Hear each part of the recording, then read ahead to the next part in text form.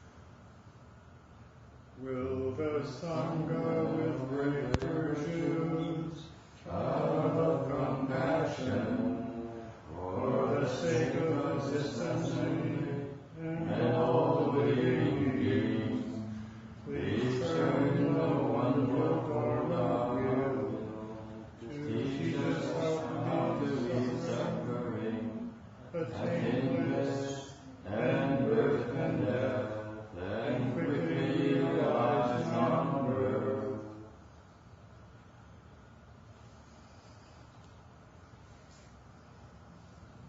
Cung thỉnh đại đức thượng thịnh, vì đức Phật hồi cơm nhớ thiết chúng sinh, tình duyên diệu pháp luân ngao đau ngã môn, như áo liêu chân tư ly phổ đà bà, tốc chứng ngộ sanh.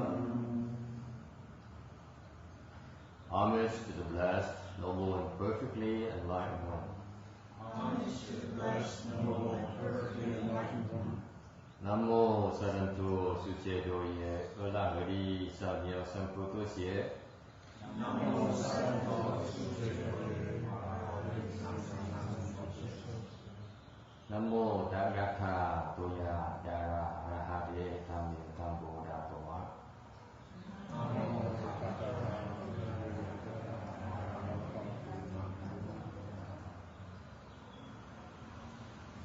The unsurpassed, the profound, such a wonderful Dharma, in 100,000 million eons is difficult to encounter.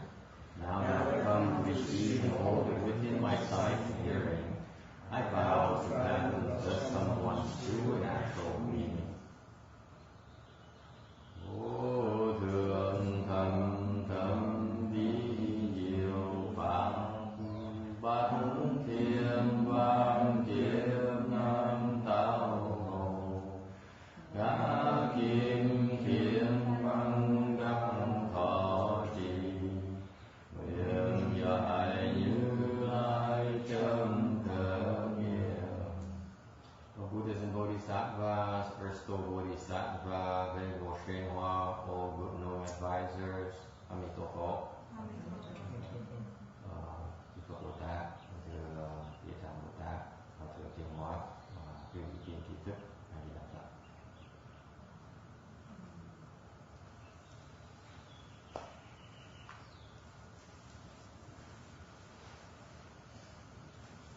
We're in the section of the sutra on slide number 192, số 192.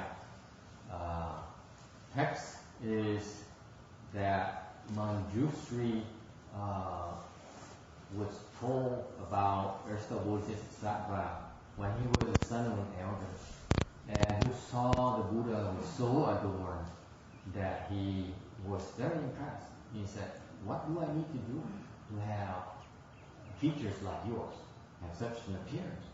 And the Buddha then told him that if you wish to have, you can be just like me. If you are willing to cultivate and liberate living beings who are undergoing suffering for a long time. Thì cái phần kinh của Địa Tạng Bồ Tát là cái phần mà ngài Văn Thù Sư Lợi được Phật kể rằng ngày xưa trước khi mà Địa Tạng Bồ Tát còn tại thế, còn người là người thì là một người trưởng tử, người con của một người trưởng giả, thì thấy gặp Phật lần đầu tiên, thấy Phật quá trang nghiêm, thành ra người trưởng giả tử đó mới hỏi Phật rằng là kính thưa ngài, cái này có trang nghiêm đẹp quá, làm sao mà con có thể có được một cái thân thể giống như ngài được? Thì Phật mới nói rằng là dễ lắm, chỉ cần cứu tất cả những chúng sanh đang chịu khổ, trải qua trường biến kiếp. So the only trick here is that he has to do it for throughout long aeons. Okay, phải trải qua lâu lắm trường biến kiếp mới được thành cái Phật quả.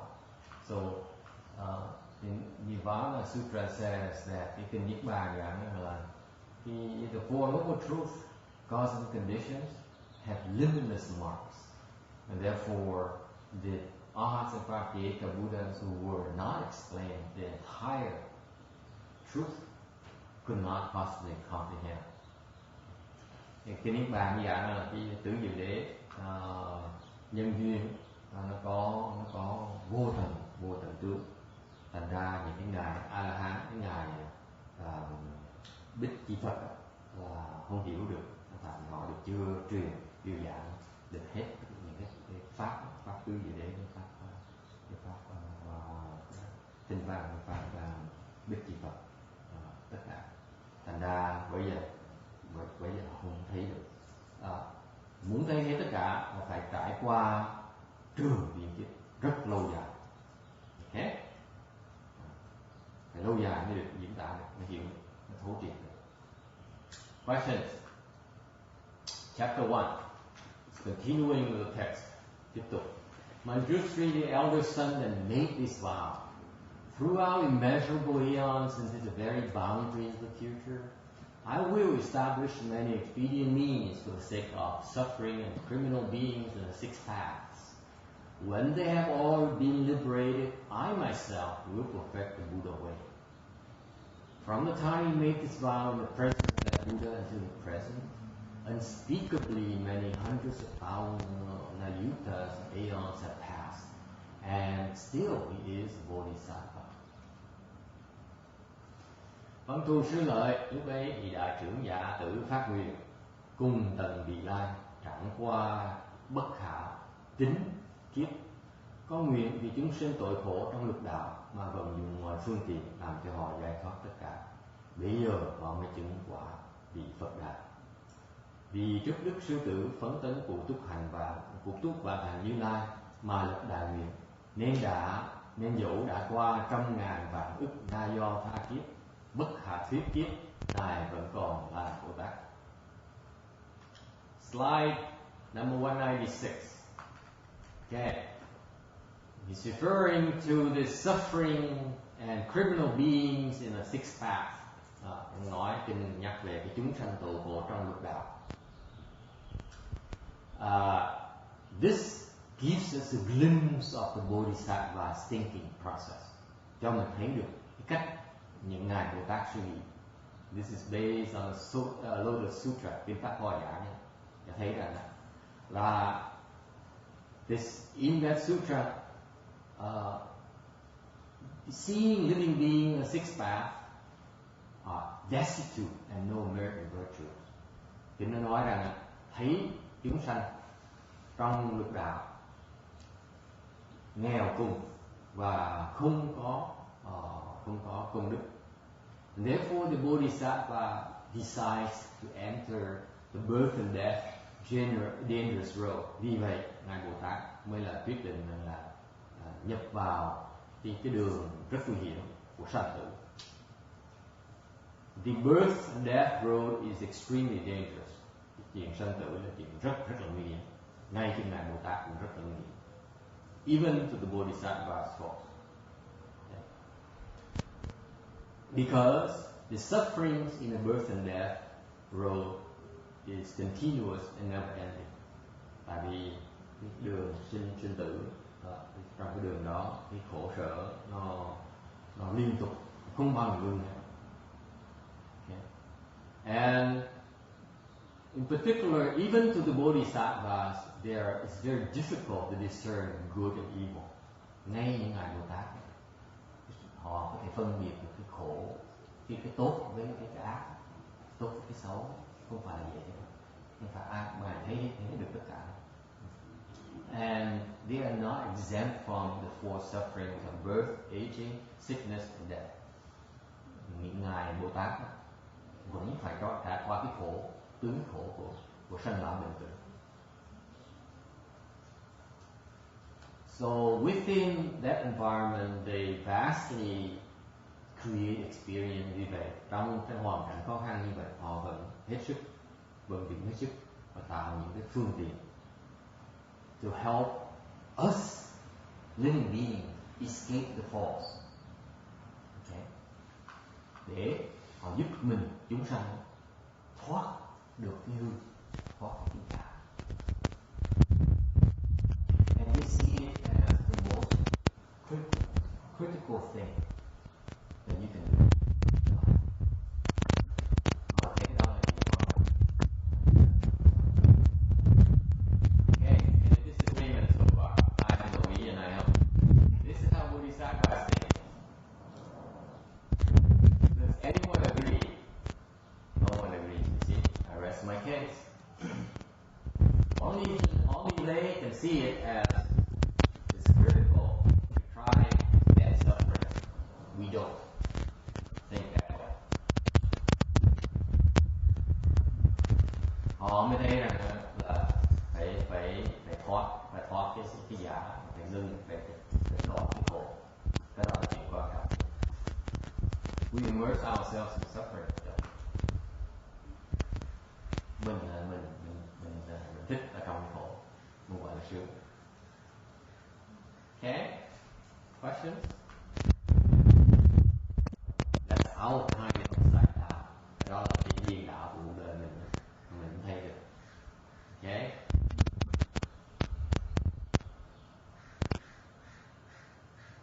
So even though the Bodhisattva realizes that he can see this false, this world is false, the will to enter it and undergo the suffering so that they can convince us that it's important to try to get out of it, to end the suffering. Because everything around us is false. Thì mặc dù họ thấy rằng cái thế giới này là thế giới giả, và họ vẫn sẵn sàng vào trong cái giả này, chịu những cái khổ này để thuyết phục cho mình là mình phải cần cấp tốc đoạn cái khổ, thoát cái giả này. Okay. Chuyện đại quan trọng. Okay? That's wisdom. Cái đó là trí huệ. Wow, we're so quiet. I know you're still maybe a little bit full, still a little bit still sleepy. Okay, next slide, 197. So, what are the conditions? Because the conditions for that enables the bodhisattvas to enter the force. Với những cái nhân duyên gì mà giúp cho những ngài Bồ Tát có thể nhập lao để mà vào nhập trần, nhập lao, nhập trấn. There's a typo here in the slide 197. Should be in Vietnamese, should be nhập trần, nhập lao, entering the dust. Okay. So what are the causes and conditions? They are endowed with deep kindness and great compassion. Nhưng ngài Bồ Tát, tâm với ngài Bồ Tát là đại từ, đại bi. Okay, that's the makeup. Number two, the mindful original vows. Họ vẫn nhớ những cái nguyện mà họ đã phát từ kiếp trước. Okay. Họ phát nguyện là họ từ đời kiếp họ phát nguyện là họ sẽ giúp mình thoát khổ. So time after lifetime, they brought forth the vow to help us escape the falls and our suffering. Lifetime after lifetime. Okay. Number three, the wisdom is invincible and sharp. Okay. Trí huệ nó mãnh lợi. Mãnh có nghĩa là mãnh liệt, lợi có nghĩa là rất sắc, rất bé. Why is it important? This is the critical thing here is that the wisdom is already invincible and sharp. That's how they are able to help us. Những cái này quan trọng là như ngài Bồ Tát họ có đại trí huệ họ rất là mãnh liệt mà rất là sâu xa, thành ra họ mới cứ đủ sức giúp mình được. Okay, you see that? You see that kind of thinking before they commit to help us. They realize they work up the skills and the strength and the wisdom. They develop the ability to help us. Okay, nhưng mà Bồ Tát khi họ lập cái nguyện rồi thì họ tức tốc họ rèn luyện công phu, họ rèn luyện mở trí huệ để cho họ có sức để giúp mình. Number four, expedience. You need a lot of wisdom to create expedience to help living beings. Cần đại trí huệ mới tạo những phương tiện mới giúp mình được. Okay. Number five, they have great vigor power. Họ có những cái đại tinh tấn lực. It's hard work, folks. It's very hard work. And therefore, this is how they practice their vigor. Công lao nặng rất là tốn sức. Thành ra đây là cái phương tiện để mà họ tu cái pháp tinh tấn. Any questions? Yes. Uninvincible. Yes. Oh, invincible. Invincible. That's very good.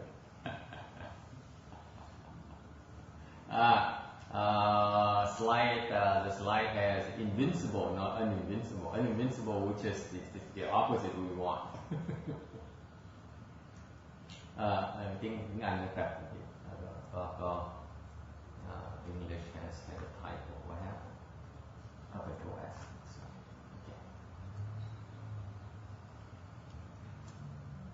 Okay. So, in essence, what we just described to you is what is called by same thing in the Bodhisattva Dharma. Đây là cái pháp đồng sự của cái tứ niết pháp của Đại Bồ Tát. Okay. That's how tough it is to practice that particular Dharma. Doing the same thing, the fourth one of the four Dharmas of attraction. cái tư nhất pháp đó, cái phần thứ tư là đồng sự đó. Khó tu vậy sợ mấy đại Bồ Tát có thần thông tu là mới đủ sức để tu cái pháp đó. Alright? Well, Yes. I mean, you're making it sound like it's just like a burden, and I always thought that the Bodhisattva approaches this task with a great inner joy, and not just saying, "Oh, this is so hard, but I'm going to do it anyway." It's not always joyful. Actually, sometimes it is. Okay. Well, that's a good point. Ông này ông nói là xong rồi thầy giảng nếu có thể như cái này lao nhập khó khăn khổ sở đó. Nói ông có cảm tưởng là những loại Bồ Tát ta làm những việc đó là tâm rất là hứng thú vui vẻ mà làm. Thì tôi nói là thiệt ra họ không bay hứng thú đâu. Vậy thì họ thấy khổ sợ dễ sợ, họ nản dễ sợ. I can tell you that very often they feel very dejected and they say, why me? Why, oh Buddha, why can't you give me something easier to do? Tại lâu mấy ngày thì nó bứt vò đầu bứt tóc rồi nó than nó nói trời ơi Phật ơi sao khó dữ vậy, được cho con dễ hơn là okay. Because you see, they themselves get pushed to the limit. Tại vì ngay những Đại Bồ Tát, Di Đà Bồ Tát cũng bị dồn hết sức luôn, biết không? Không phải dễ đâu. Ngài Bồ Tát chuyện dễ dàng, cái ngài dễ hơn, ngài họ mới làm được. Thì ra ông Phật ác lắm, ông chuyện khó thì không biết làm được. So I see it on a small secret with Buddhas. They're very deep. They give Bodhisattvas the toughest tasks to do. The easy ones you give them to arts. Những cái gì dễ rồi cho mấy ngài Thanh Văn, mấy ngài Bích Chi Phật. Còn gì khó mới cho Bồ Tát làm. The gods get the easy tasks. Bodhisattvas. And the gods have the best. Oh, okay. The best jobs. They enjoy themselves. Okay. You got also enjoy yourself. Thì những thần sắc, những tiên, những trời sắc, con trời thì dễ nhất, con trời là cứ hưởng thụ thôi. Okay. Question. 198.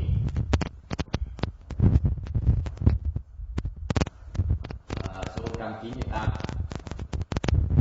Why so much suffering? Tại sao mình có nhiều khổ dữ vậy? Đi vô dữ vậy? Why did it sound so bad? Because of our own doing. Đó là mình tự tạo đấy. Tại vì trong cái lục đạo in the four paths, all the four paths, every time our mind moves or a thought arises, nothing is not obvious. Every single time we never fail to do it. This is a very important thing. It may not be tough to swallow, but this is the truth of our existence. Hơi khó chấp nhận một tí. Tại Hán Văn nói là cứ tâm đồng niệm, vô bất thị tội, vô bất thị nghiệp.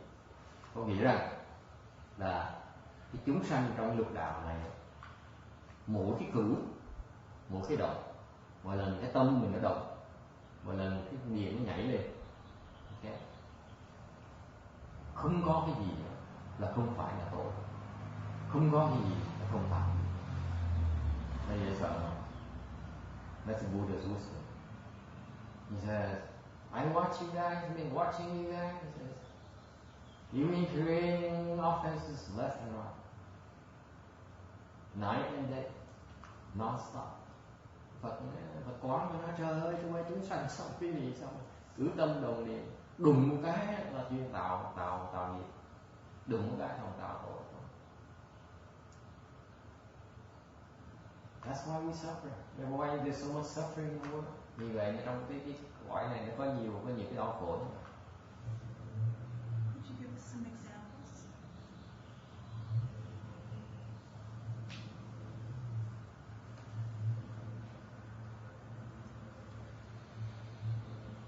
The mind, ví dụ, the mind is constantly spinning. Óc mình khi nào nó cũng động hết. And it's constantly creating offenses. Và cứ liên tục mà tạo nghiệp. Tâm là tạo nghiệp này.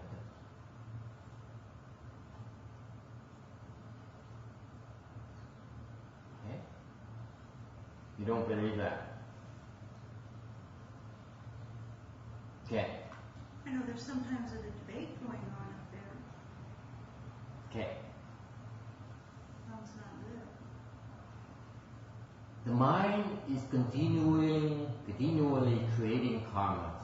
Tâm mình tạo nghiệp liên tục. There are three kinds of karmas that you create with your mind. 3 cái loại nghiệp mình tạo ra. Okay? What are they? Evil karma. Nghiệp ác. The mind has this evil thought. I'm going to get you. Okay? That's evil. Okay. Mind, cái đầu nghĩ tâm gì đâu. Tôi sẽ trừng trị tôi.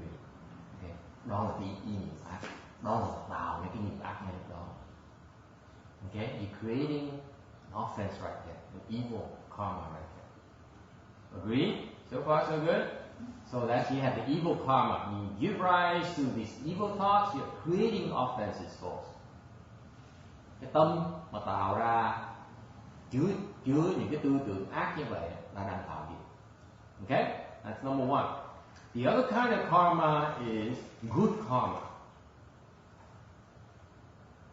Okay?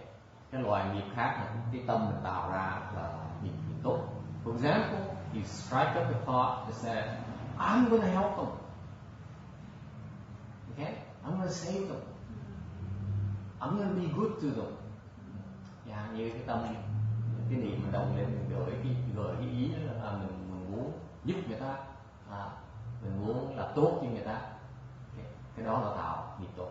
You see that? Immediately, as soon as you think about it, you're creating karmas already. Evil or good. Một khi tâm mình nó động một cái, mình tạo tư tưởng tốt thì tạo ra nghiệp tốt, tư tưởng ác thì tạo ra nghiệp ác. Ngay lúc đó mình cứ, okay, before you act, this is before you act on it.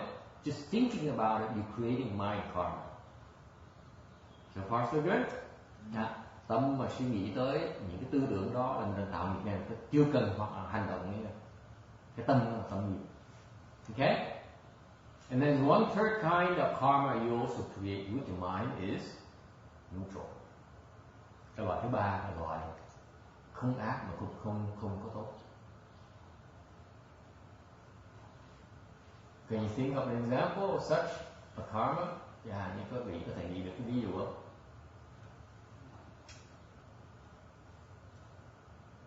When is that? Danny knows. It's like you eat angry food. You eat and what? You go to the bathroom. You go to the bathroom? You're neutral. No, not with your mind. You're not doing with your mind. This is the mind karma we're talking about. I don't want to get involved. Thank you very much. I'll stay out of this one. Sometimes it's good, sometimes it's bad, so it's not neutral. Neutral is that it's neither good or bad. Okay? Cái mà ở trung dung này là không ác mà không có xấu, không có ác mà không có thiện mà không có ác nữa. What's is such an example? Come on, folks, you know, you do it all the time. How come you don't know? Like planning in advance or something? Huh? Like planning your next, like tomorrow, I guess. Like what you're doing tomorrow, what you're gonna wear, what you're gonna eat. If you planning, have a good plan, and you're creating a good karma. You have a bad plan, you have a bad karma. It's not neutral. It's not neutral. Either or. Okay? So what's the example? When I'm sleeping, Huh? See, very good. When you're dreaming. When you're dreaming, the kind of karma, your mind is still functioning. You don't realize it, that your mind is still functioning. You still be creating karma, but that karma is neutral. Ok, khi mình ngủ á, mình vẫn tạo nghiệp, tạo tâm nghiệp, mà cái loại nghiệp đó là loại độc lập, loại trung dung, không ác mà không tốt. Ok? Yeah. Really. Isn't most of, because we live in the desire realm, most of the time our mind moves is because we want something. That's what I noticed. Yeah, I want something. Oh, I want this pain in my leg to go away, so I'm going to think about something to do to make it go away. Or I want something, and then later on I want something to eat. So isn't it? It seems like it's always something, one of the sense organs kind of complaining, I want this or I want this. Yes, it's basically desire driven. Nhất là trong cái nghiệp giới mình ở đây, cõi đất này, mình ở nghiệp giới thế giới mình, thì mình thường cái tâm mình động là tại mình muốn cái gì đó, phải đòi cái gì đó. Okay? Any other questions? So we are constantly creating karma, folks, with our mind. You can't help it. Okay? Mình luôn luôn đang tạo nghiệp bây giờ, tại cái tâm mình lúc nào cũng động. So far so good. Don't take it wrong. You know, it's just that it's not always bad. Không phải lúc nào cũng xấu hết. Điều phần lớn mình tạo toàn là xấu. Okay. Thành ra mình nó khổ nhiều, có những cái khổ trong cuộc đời. Okay. But the majority of our thoughts are usually evil, and therefore that's for generating so much suffering to ourselves. Okay. We immerse ourselves into suffering. Okay.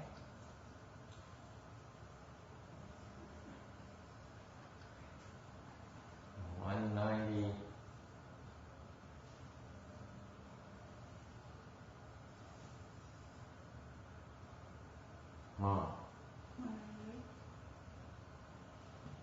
Yeah, I'm trying to think. I thought I had something else I wanted to say, but why come I don't see the slide here? Có một cái tôi muốn nói mà tôi không thấy cái slide này, là tôi không hiểu tại sao không có trong này.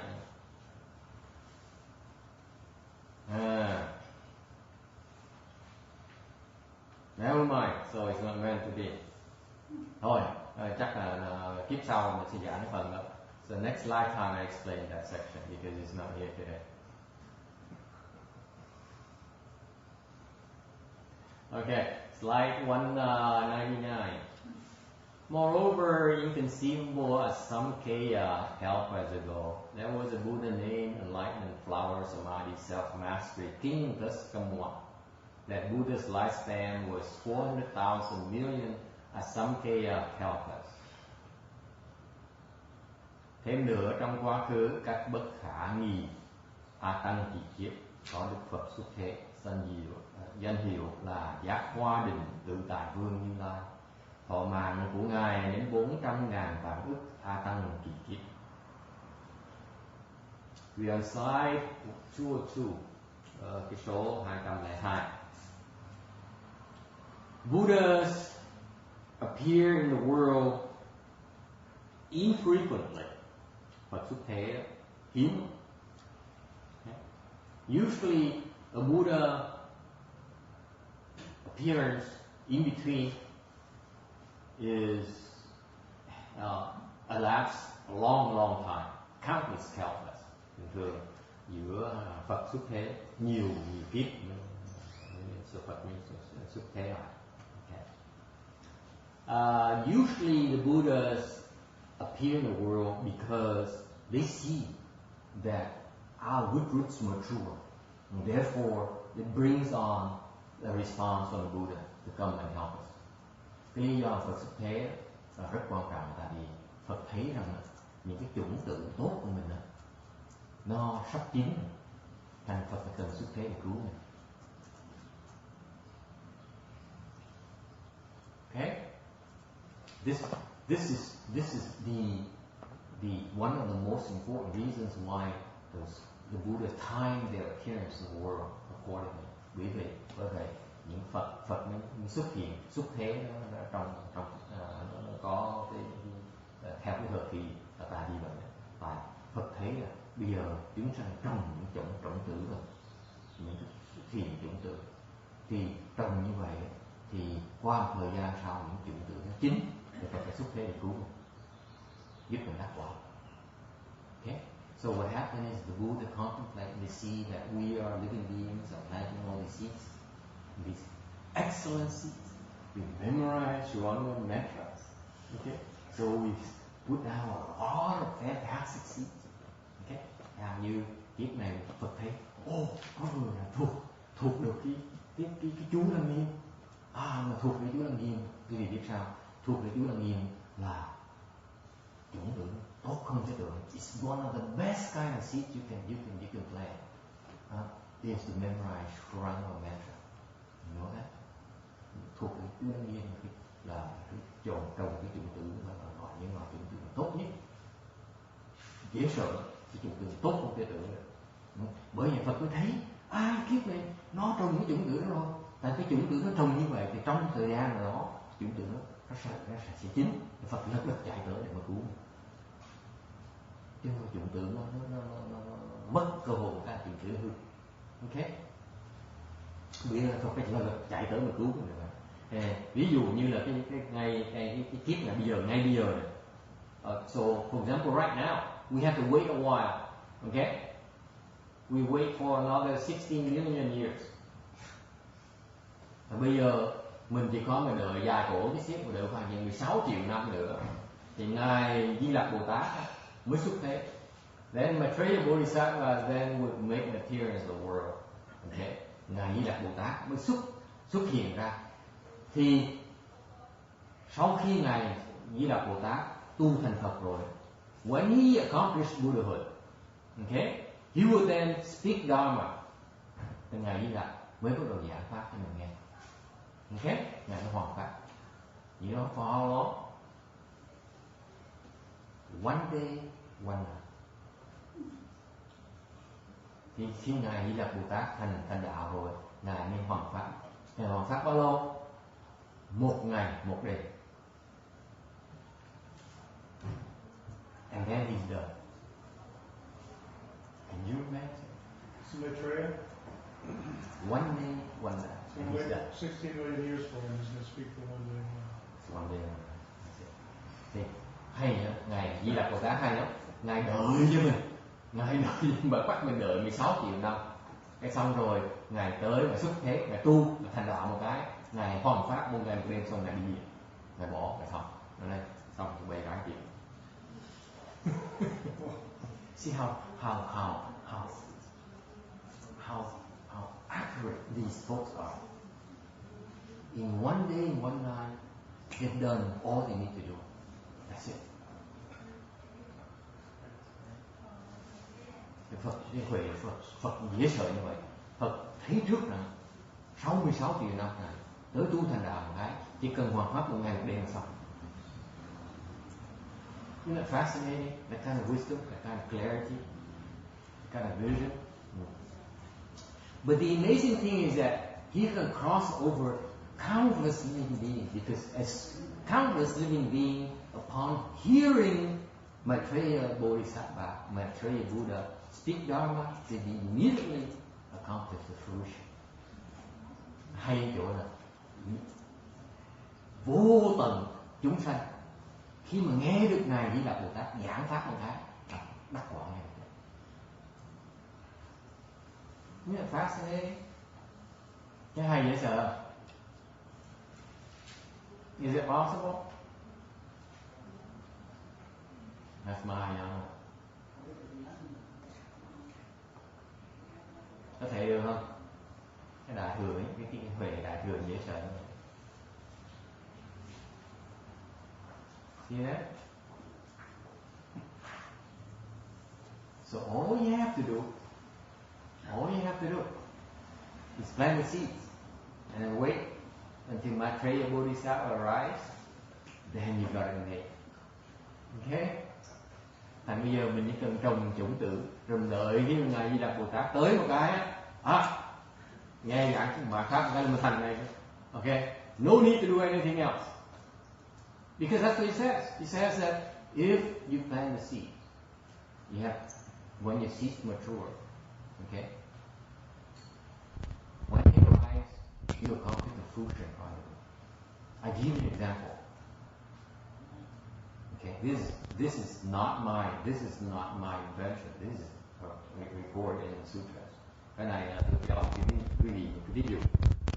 Quý vị thấy. See, my lecture is not always not all bad news. Không phải tôi giảng cái vị toàn nói chuyện đi đớt không đâu. Okay. There's good news here.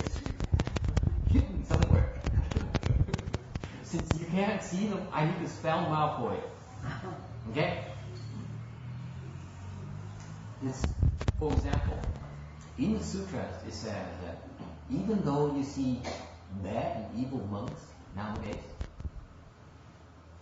okay, ngay trong kinh giảng, ngay bây giờ ngay khi mà thấy những người mà xuất gia mà làm vậy, okay, the worst kind, as far as I'm concerned, okay, they're not good people, okay, những người đó là người tốt, okay, những người vậy đó, có vợ có con có người ba có nhà có vợ có con nó của chị của nội đó, okay, hoặc hồi đó, okay, even they creating offenses right now, okay, but the fact that they lead the home life and they plant the seeds to shave the head and all those things, they're creating seeds, okay. Mặc dù họ làm bậy như vậy nhưng họ có trồng những cái chủng tử tốt, chào nhiều cạo đầu, thọ giới, ok, mở cửa chùa cho mình vào, mình lại Phật, mình cúng hương, ok, cái đó là gì? Họ giúp mình tạo việc tốt cái gì? Những cái đó là những cái chủng tử tốt họ đang tạo đó. So even though they're evil, they're creating evil seeds, they also are creating good seeds because they open the temple's doors and enables us to come in here and talk about the Earth Store Sutra, allows us to make an offering of the incense, hit the bell and bow to the Buddha inside the Buddha's name. All those are helping them create good seeds. Okay? And therefore, all those good seeds, even though those monks there, these bad monks and nuns, gonna be in big trouble, okay? Mặc dù những người đó đang tạo nghiệp nặng, rất là tội nặng như vậy. When Maitreya Bodhisattva comes, khi ngài Di Đà Bồ Tát tới, những người đó sẽ thành A-la-hán. They will become arhats upon hearing Maitreya Bodhisattva preach. Because then the seeds, the good seeds they're planting down right now, will mature and enable them to become arhats. That's Buddha's wisdom. Isn't that incredible? Thành ra những người đó, người xuất gia mà làm bậy đó, đang làm bậy bây giờ này, đang làm bậy nên họ đang trồng những chủng tử rất tốt. Thành ra khi mà gặp ngài Di Đà Bồ Tát giảng pháp một cái, họ đắc đạo ngay tức thành A-la-hán của họ.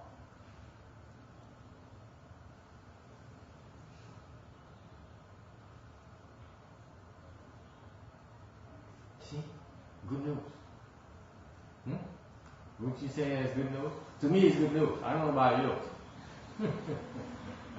Tôi không biết cái vì sao, nhưng tôi thấy cái đó là cái gì tốt cho những người xuất gia như tụi tôi. Alright, anything. And actually, only Buddhas knows about the other Buddhas' appearances in the world. Có những Phật mới biết là ai là xuất thế, những Phật nào đã xuất thế, cái sắp xuất thế. Giờ người ta thấy this is the Buddha's wisdom, the Buddha's vision. Cái nhãn quan Phật mới thấy được, trí huệ Phật mới thấy được những cái Phật khác, những người ta thấy được. Alright, any other questions? Comment. Spelling Buddha wrong. Oh, Buddha, yeah, one more. Thank you. Okay. Alright. Another one. Another D here. Yeah. Thank you. Alright. Next slide. Số 203. 203. There's a mention in the text of this Buddha called enlightenment, flower, samadhi, self-mastery, king thus come on. Giác Hoa Định Tự Tại Vương Như Lai. The name is very interesting. Enlightenment Flower Samadhi, Giác Hoa Định, is the cause for the Buddha fruition. Đó là cái nhân của cái thành quả Phật. Self-mastery king, Tự Tại Vương, is the fruition or the end result. So when you plant the enlightenment flower, samadhi, then you obtain the self-mastery. Okay. Là khi mình trồng cái nhân của giác hoa định thì mình đạt được cái tự tại, làm được tự tại của mình. So they use samadhi for planting a cause to obtain the fruition. Vì vậy dùng cái định lực đó, cái loại định đó để đạt được cái quả này. And he uses his wisdom to illuminate all dharmas, thus obtain self-mastery. Khi mà đắc được cái huệ này thì ngài dùng cái huệ đó để soi sáng tất cả những cái pháp, bởi vì ngài mới đắc được cái tự tại.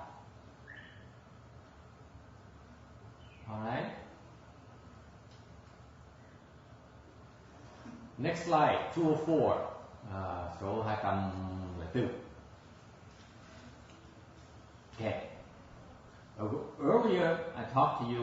We presented to you, give you a glimpse of the Bodhisattva's mindset. Và trước cái xíu đó mới cho quý vị thấy là cách suy nghĩ của ngài Bồ Tát. Now we're revealing to you the Buddha's thinking, the Buddha's vision. Okay. Bây giờ cho quý vị thấy là những người Phật ta suy nghĩ ra sao, cách nhìn của Như Lai ra sao. In the Daskam Store Sutra, trong Như Lai Tạng Kinh đó, okay, the Buddhas contemplate, những Đức Phật nó quán within all afflicted minds, trong những cái tâm mà rất đại phiền não đó, okay, they see a Daskam one seated in full lotus. Họ thấy mỗi trong tâm đó, họ thấy một cái Như Lai đang ngồi kiết giặc, adorned and awe-inspiring, ngồi nghiễm nhiên, nghiễm là rất trang nghiêm, nhiên là rất là tự nhiên, unmoving, bất động, replete the all virtue marks, đầy đủ tất cả những cái đức tướng. That's what he sees in all of us, each and every single one of us. That's how the Buddha looks at us. That's what he sees. Như Lai mà khi ngài nhìn, ngài quán cái mình, mỗi người của mình, mỗi cái chúng sinh của mình, ngài thấy một Đức Phật. Dễ sợ không? All of us folks, you, me, the ghosts, demons, okay? We see you.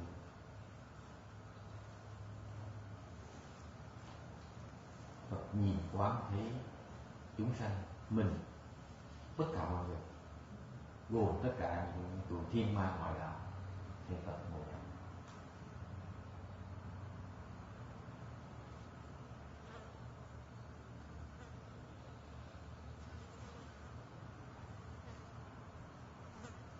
This is the Buddha's truth.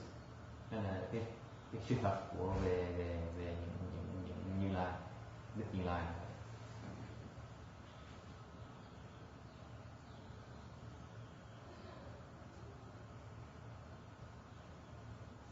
So, ain't bad, huh? It could be pretty good.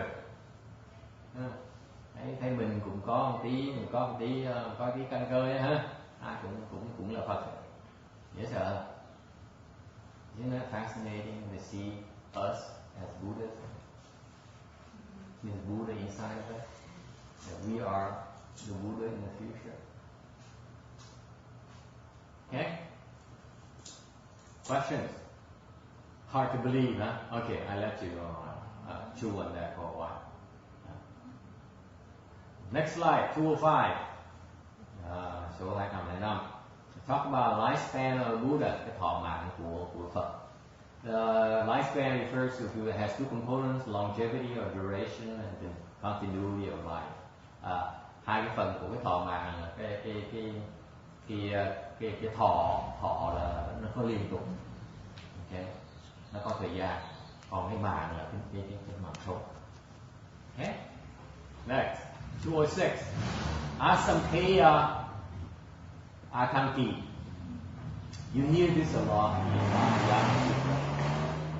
Khi nghe mấy kinh Đại thừa, nghe dùng cái chữ này nhiều. Atanki. It's a Sanskrit for limitless. Cái đó là vô ương có nghĩa là vô tận số. Okay. In terms of days, months, and years, or great kalpas, you pick your pick. When it's limitless, doesn't matter what kind of measuring unit you use, it's limitless.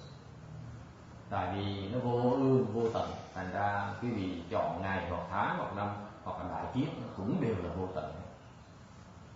Okay. So when they say about Asamkhya kalpas, a kalpa is about 16 million years.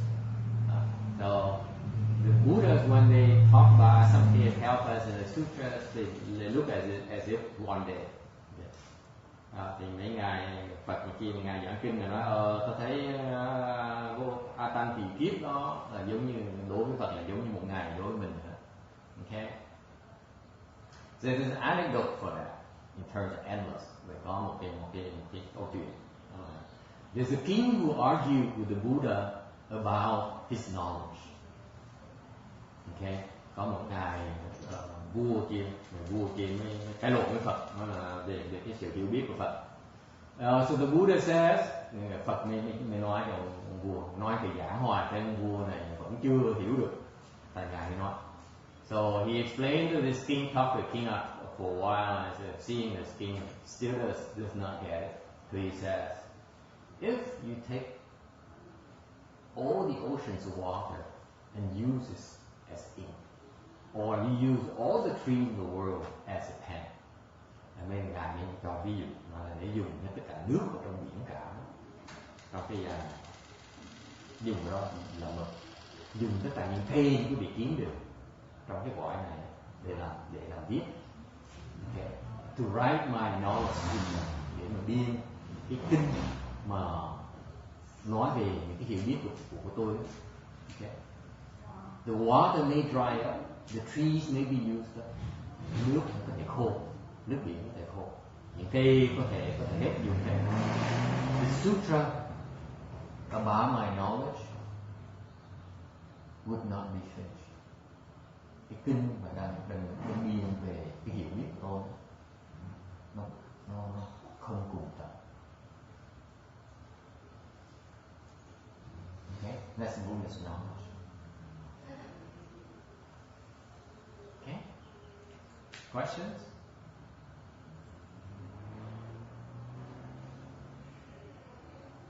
Number 207, số 207. The Buddha is endowed with 3 bodies. This is only for Buddhas. Okay. Phật mà có tam thân. Yeah. Chỉ có Phật mới có được 3 cái thân này thôi, không ai có được. Cái thành Phật mới có được 3 cái thân. You can, once you accomplish Buddhahood, that's when you have 3 bodies. Before that, you don't. Okay? The first one is Dharma body. Cái đầu tiên hết là Pháp thân. Okay. The Dharma body is what? All. The entire universe. Cái Pháp thân là gì? Pháp thân là tất cả trong cái Pháp giới này. Pháp giới là cái Pháp thân của Phật. So far so good? Okay? So the Dharma body is everything. In this universe, anything you can think of, everything that there is in this universe is the Dharma body. So everything is the Buddha. Isn't that fascinating? Thành nói cái pháp thân là gì? Ta phân tất cả những gì trong vũ trụ này đều là Phật. Think about it. The mountains, the rivers, space, Hubble telescope, they're all part of the Buddha Dharma body. Alright? That's the Dharma body, that's the first body. Cái pháp thân là đi trong đó, và vũ trụ body đều là pháp thân. Second kind is reward body. Cái thứ nhì là báo thân. So basically the Dharma body has no beginning and no end. Cái pháp thân là nó không có bắt đầu mà không có tận cùng luôn. Okay? It's no birth, no death. Alright? The Dharma body is forever. Cái pháp thân là không có bắt đầu, không có cùng tận, bởi vậy nó không có sống chết, không có sanh, không có tử. So far so good. Can you buy that concept? Yes. As well, really serious Christians, fundamentalist kind, will say that that's God. Yes. It's everything. God is everything. God is everything. Uh-huh. So they've got concepts confused, right? God and Buddha. Mm-hmm. Okay. Okay. No, it's not the same concept. Only hôm nay nói là cái dạng như cái bên Thiên Chúa giáo người ta có cái quan niệm rằng là Chúa Trời là tất cả, là không có bắt đầu, không. It's not true. That is a false concept. It's a falsehood. It's a falsehood because God has a beginning and has an end. God is not everything. Right. Well, I understand that, but I'm saying that's what they think. Yeah, that's what So they it's true about the Buddha, but it's not true about the Christian God. Right. The Dharma body is like that. Nothing else. Okay. Thành ra bên Thiên Chúa giáo họ cái tư tưởng, cái quan niệm họ là hơi sai lầm, tại vì cái đó không đúng. Chỉ có pháp thân Phật mới là vô tận, mới là không có bắt đầu và không có cái cuối cùng. Okay? It's a state of Buddha, and the God has beginning and has an end. Yes, question. I heard the saying of like 续法身慧命. It sounds like that you can lose your Dharma body. No, never. So what does that say? Where did you hear it from? I forgot somewhere. Okay. You've been accessing a lot of erroneous sources.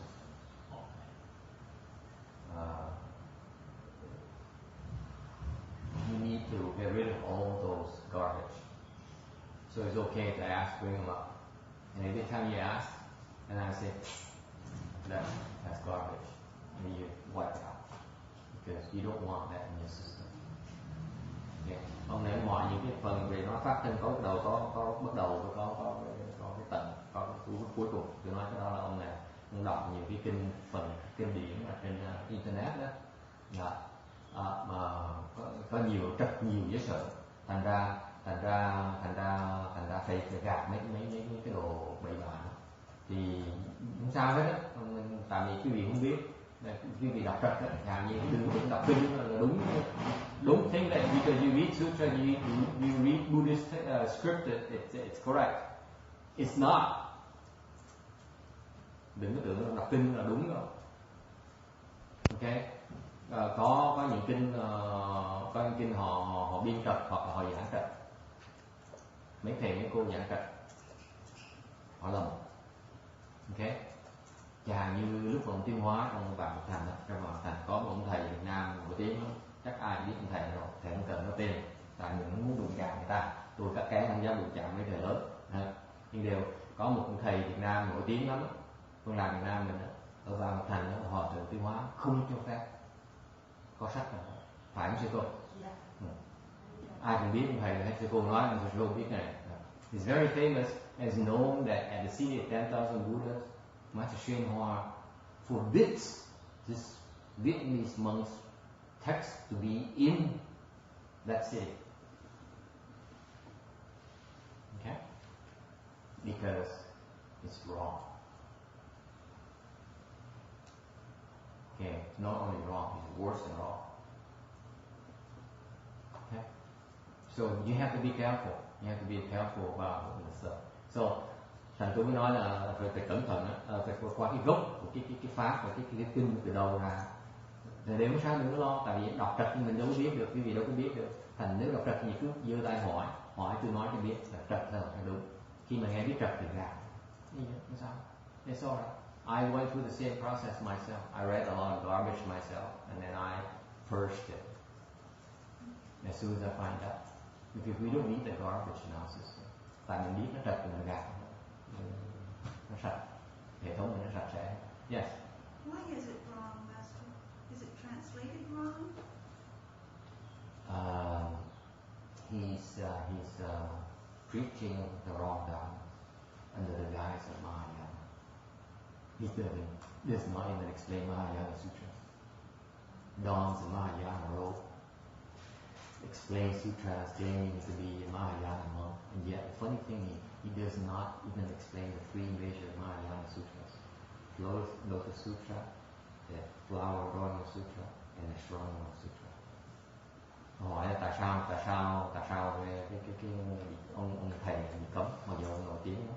Tại vì cái ông này là ông mạo danh làm đại thừa, người tăng đại thừa, okay.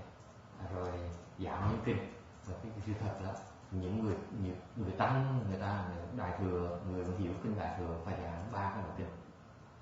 Những người nào hiểu đại thừa, tu đại thừa phải hiểu cách giảng 3 cái loại kinh lớn nhất của đại thừa là kinh Pháp Hoa, kinh Hoa Nghiêm và kinh Thủ Nam Nghiêm. Cái ông thầy này ông giảng được 3 kinh, không bao giờ giảng, không dám được 3 kinh. Okay? He's not the only one. There are a lot of people out there who are misleading us, because this is the era. That's how Buddhism will be destroyed from within. Claiming that they understand sutras, but they don't. They have the wrong interpretation of sutras. Okay. One thing you can recognize these people right away is that what? They advocate what? Sexual desire, indulging sexual desire. Cái mấy người thầy này mà rất quý vị nhận ngay lập tức không cần biết họ làm gì, là họ khuyến khích thỏa mãn cái dục vọng. I went to this particular month's training. This guy is training of the Sanghas. Tôi tới một cái khóa tu đặc biệt cho ông này để huấn luyện những người xuất gia up in Northern California. As soon as I became a four-year ordained monk, because he's so famous, I asked for permission from my Vietnamese master to go attend his special training for Sanghas in Northern California. Lúc mà tôi thọ đại giới một cái, tôi xin hòa thượng bản giá cho phép tôi tới tham gia cái khóa huấn luyện đặc biệt cho người xuất gia của ông thầy này. Okay, you know what I saw? Monks and nuns openly courting each other.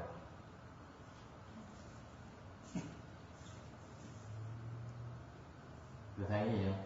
Tôi thấy trong cái chỗ họ huấn luyện thầy với cô đừng ghẹo nhau, vui chơi với nhau. Open. I left after one morning session. I couldn't take it. Lucky me. Okay. So anyway, so that's why you have to be careful.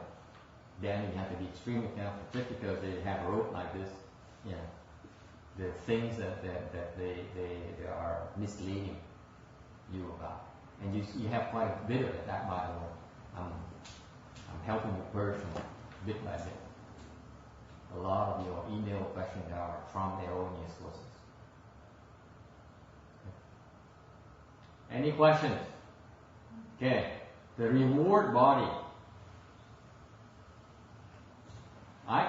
It's just the final comment about that is it's more important you have to check your sources carefully.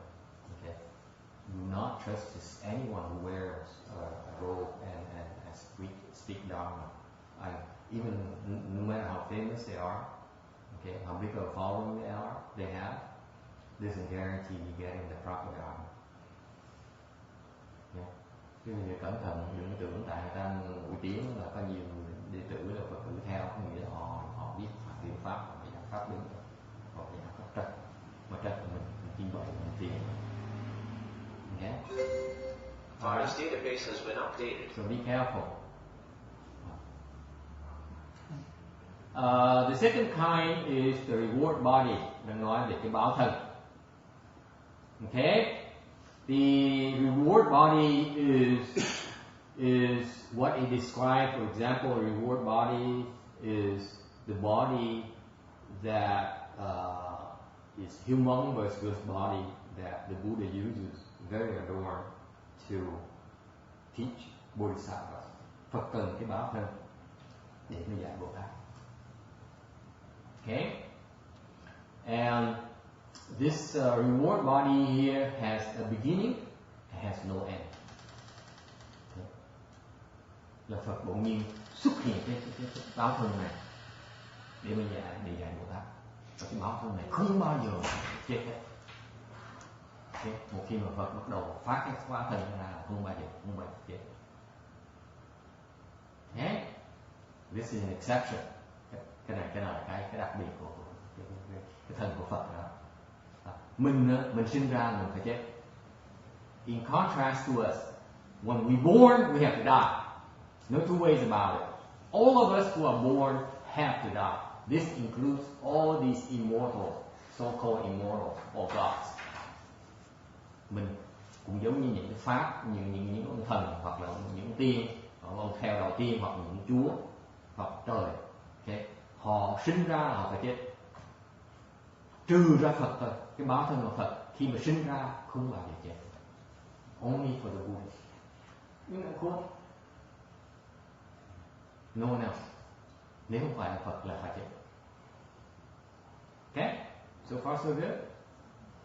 I dare you find an example of someone who's not a Buddha who has born and who doesn't die. Okay? Born, you have to die. Okay? And number 3 is transformation body. Cái thân thứ ba của Phật đó là cái hóa thân. It has beginning, it has an end. Thì ví dụ của hóa thân là gì? Hóa thân là Ngài Thích Ca Mâu Ni là cái hóa thân. So Shakyamuni Buddha is such an example. He was born in a human realm, he lives for 80 years and he dies. That's a transformation body. Cái đó là có bắt đầu, có tận. Okay, so he manifests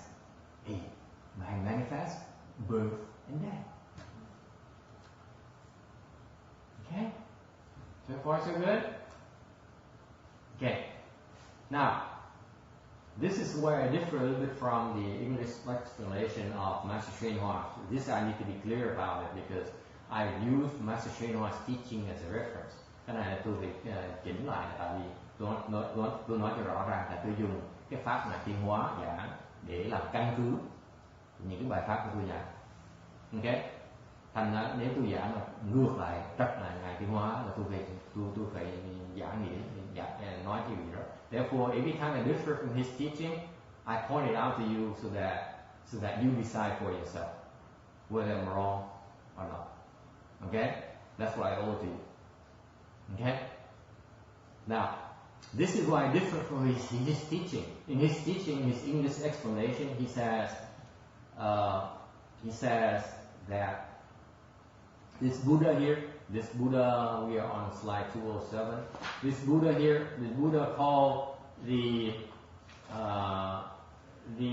enlightenment flower samadhi self-mastery king of someone. Okay, this lifespan was 400,000 million assumption kalpas. Trong kinh này nói là có ngài Như Lai tên là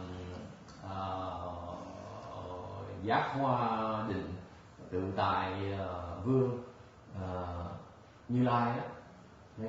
Cái thọ mạng của ngài là 400.000 triệu Atamtikip. Okay. Now the Venerable Hsuan Hua explains that because of that thing there, he says that the text refers to a transformation body. Thì ngài Thiên Hóa mới giảng trong cái kinh phần tiếng Anh đó, ngài nói là tại vì dùng những cái chữ danh từ đó gọi là 400.000 vạn ức a tăng kỳ kiếp đó, thì có nghĩa cái ngày cái kinh đang nói về cái thân, cái hóa thân. He explains this as that refers to the transformation body of the Buddha. Now, I disagree with that. Tôi không đồng ý. Tôi nói, I'm saying that it seems to be a mistake because when you say 400,000 million Samkhya Kalpa, Samkhya is what? Limitless. Atanki là vô tận. Okay? And therefore, it should be the reward body, not a transformation body. This is why I differ from his teaching. Cái này tôi khác ngài Kim Hóa giảng cái chuyện ở chỗ này thôi. Tôi nói tại vì cái Atanki, cái 400.000 vạn ức đó, là nó có số, nó có định. Và cái A Tăng Kỳ là bất định, thành như vậy nó bất tận. Thành cái này phải cái đó là cái nói về cái hóa thân và là hóa thân. Therefore, because the 400,000 million are fixed numbers, but Samkhya is not fixed. Therefore, it should be referring to the reward body.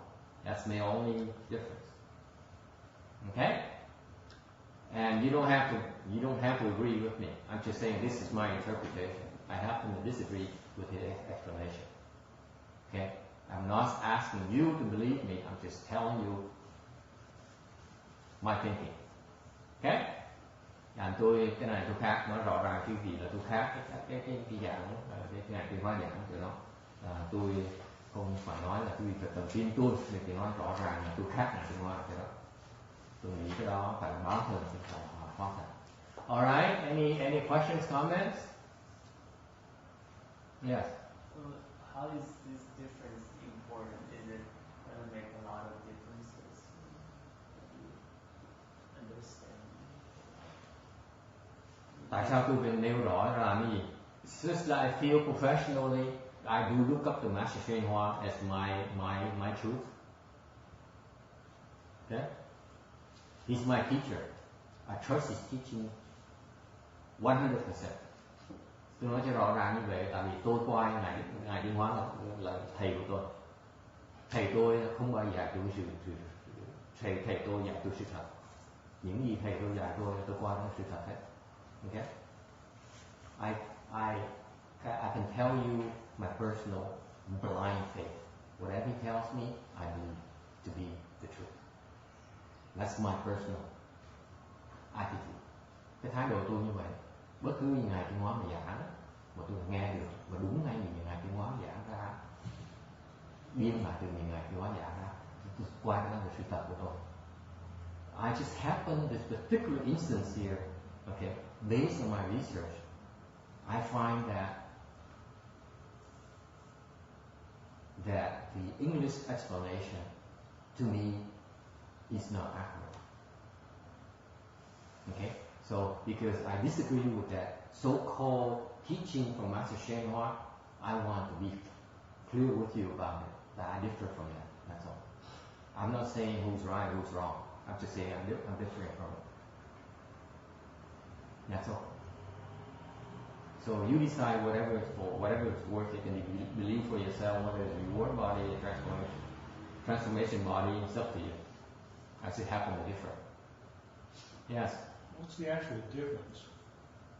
It's really not the difference, it's just that the understanding of the sutra itself. Okay? Because professionally speaking, if I find it to be inaccurate, I have to say I think it's inaccurate. But I do not have the wisdom or the certainty of mind to say that is wrong. So that's why I point it out. That's all. Okay. That's all I can do. So I see your perspective. So what's the big deal about it? To me, it's a big deal because I try to convey you what I perceive to be the truth, as far as I know. So if I find my source to be inconsistent with my understanding, I need to point it out, Right. document it. That's all I do. Okay? That's totally understandable. But to me, see, I don't really know what the reward Yeah, is. beginning. What's the big deal, right? It's just words. Cái ông này nói sao thầy làm gì mà giống như chuyện đại sự. Đối với tôi là đại sự, tại vì tôi giảng pháp, tôi cố ý hết sức dụng ý tôi là muốn cho quý vị biết cái gì tôi tin là sự thật. Tôi nói quý vị nghe, mà tại vì tôi tin những lời ngài tôi có giảng sự thật đó. Thành ra cái gì tôi thấy mà tôi không đồng ý tôi phải nói cho rõ ràng, tôi chỉ nói chuyện thôi. Còn quý vị tin, quý vị quyết định tin là tin quá, là tin tôi, đó là quyết định quý vị, nó không phải chuyện của tôi. Ok, chuyện tôi làm xong rồi. Yes. So, in the sutra, the transformation body does have an end.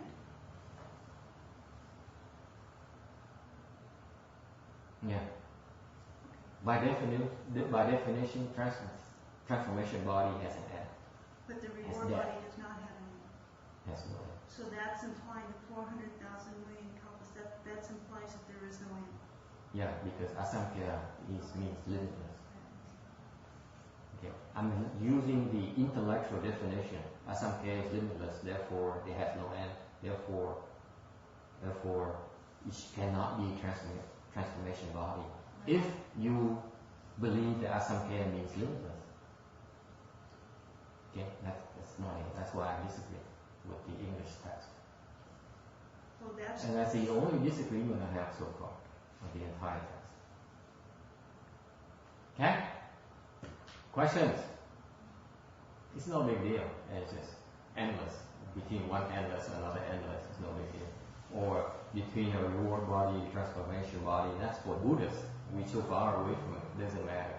But it's important for you to understand that you need to make sure that your reference are correct. That's all I'm trying to say.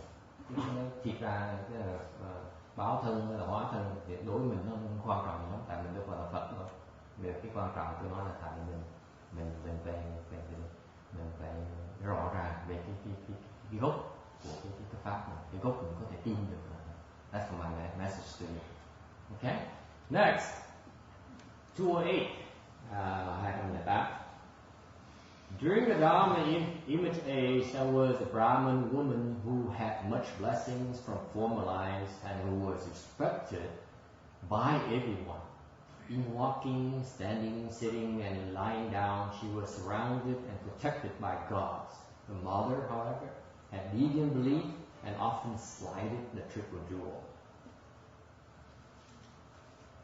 Trong thời kỳ tượng Pháp, có nữ Bà La Môn, phước phủ thâm hậu, quần chúng thông kính, đi đứng nằm ngồi đều được chư thiên hộ vệ, nhưng ngài lại tín tà, thường kinh tà đạo.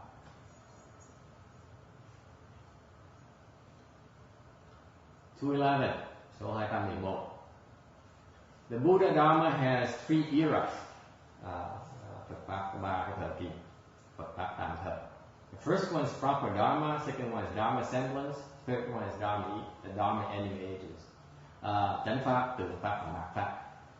Okay. Now, the duration might be slightly different. In some cases, they say the first 2 are basically 500, or sometimes it's mentioned as 1,000 years. Thì cái thời chánh pháp, thời tượng pháp có thể nhiều chỗ, ta nói là có thể 500 năm, hoặc có thể 1.000 năm. Okay. It doesn't matter. The concept here behind that is this. Cái nó không có quan trọng chính, cái đó là cái chánh pháp, cái tượng pháp như vậy. Chánh pháp á, là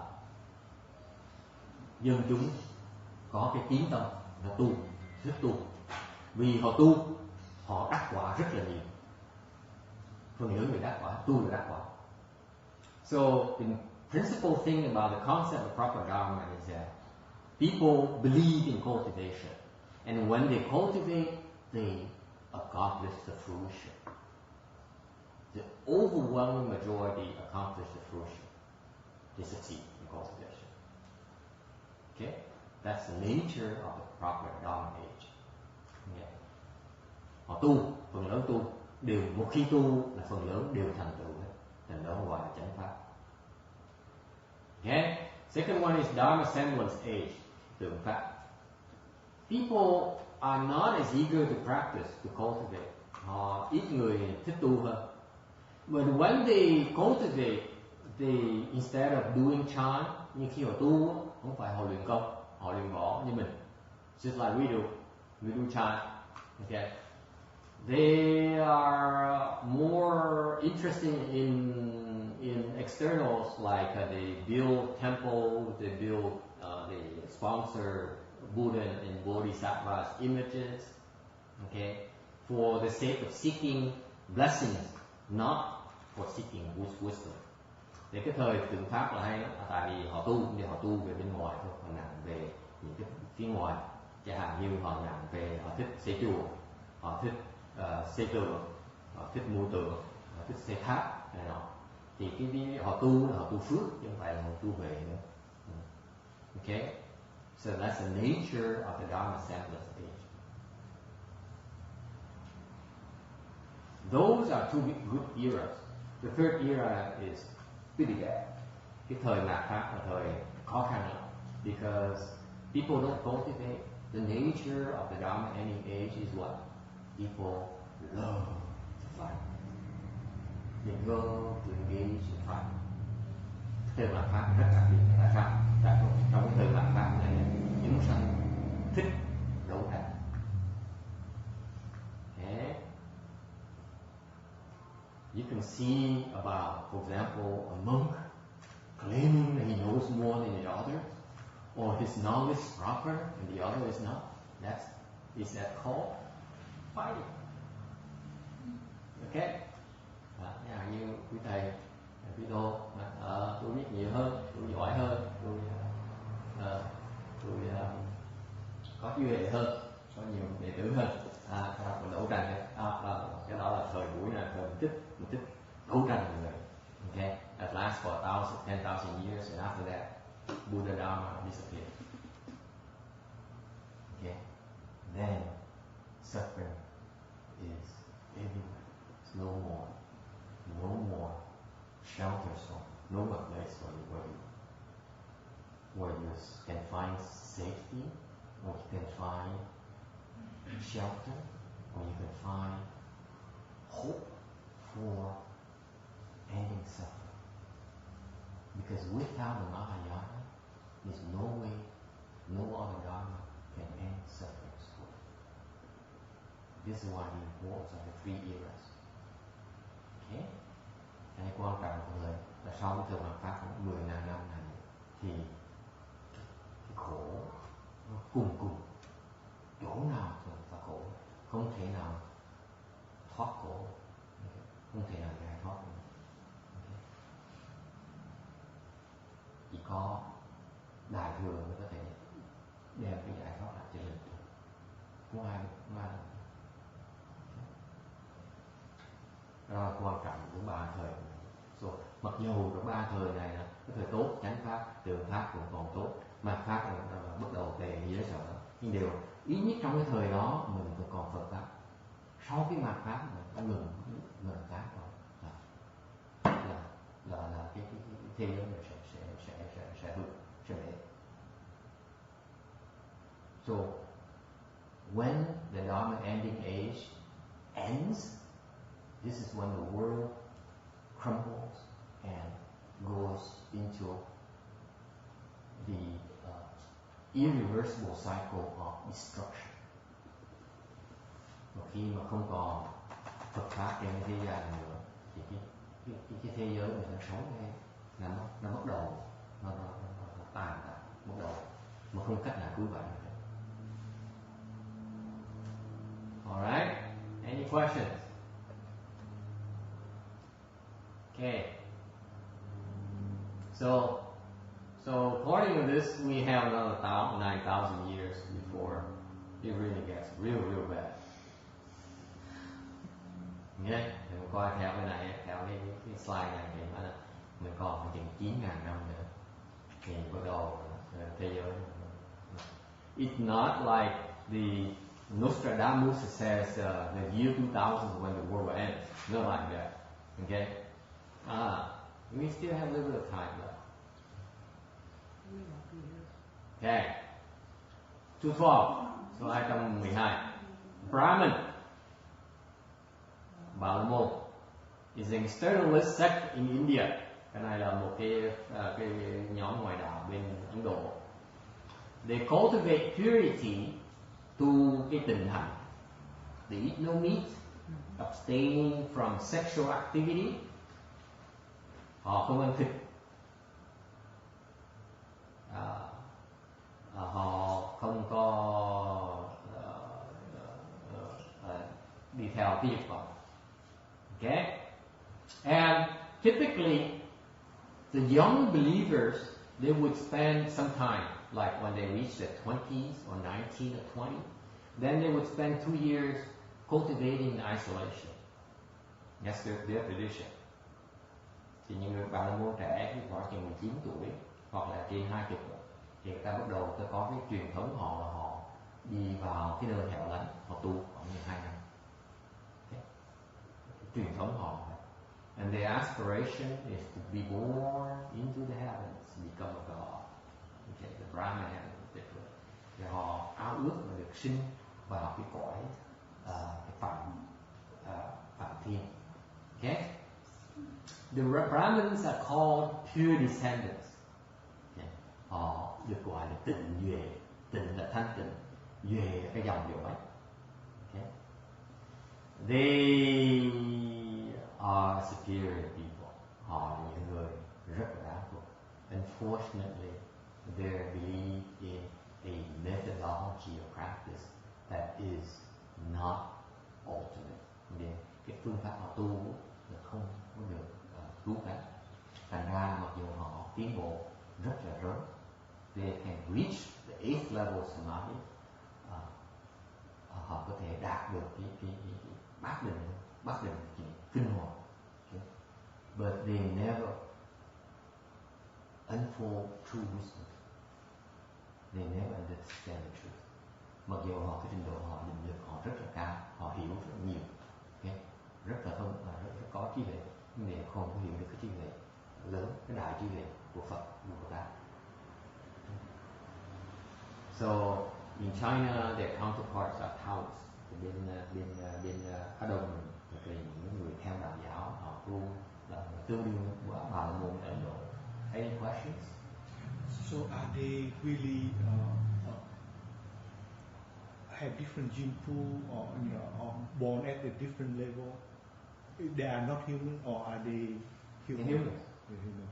Cái dòng, they're one of the 4 castes in India. Right, but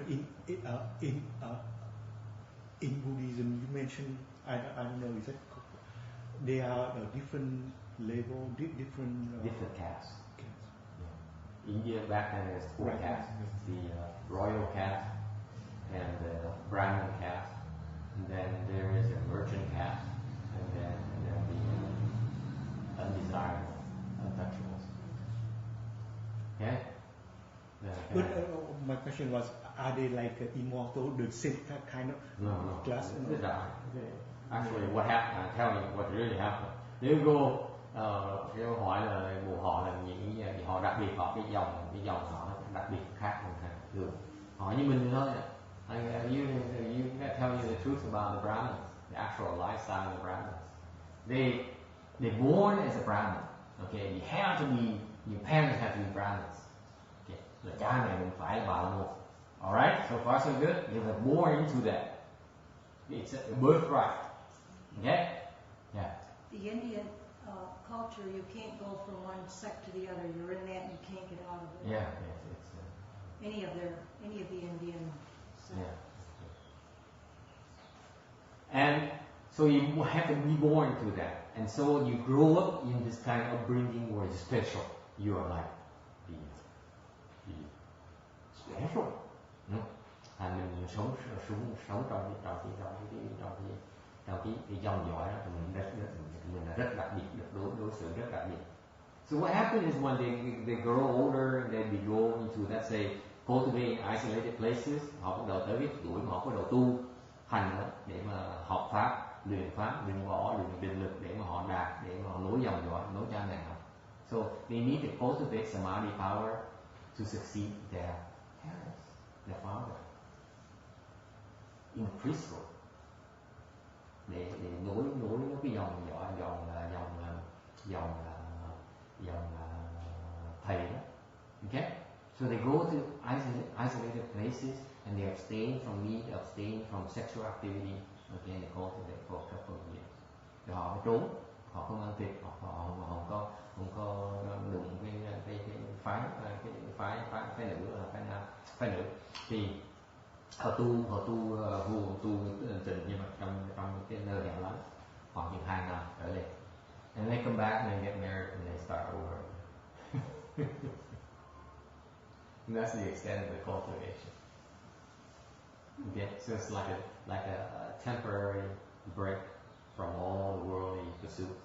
They go cultivate, they come back, and join the worldly ranks again. Okay. So they have wives because they need to produce offspring, descendants, to succeed them, to continue that line of priesthood. Okay? So that's why they don't understand. They cannot put an end to their attachments. Okay. Any questions? Oh, we're flying along today. Nothing controversial. Huh? Number 213. Last one. Yes. But the Chinese Taoists, they do not get married, or do they get married too? Not the true Taoists. They don't get married. Ask Jack. Is Jack planning on getting married? Ask him. Because he called himself Taoist monk. You notice that Jack Chang's email address says Taoist monk. I would always make me have a smirk on my face. So he say no way, no marriage for me. See? I rest my case. Sorry, dear. If you're interested in this Taoist guy, forget it.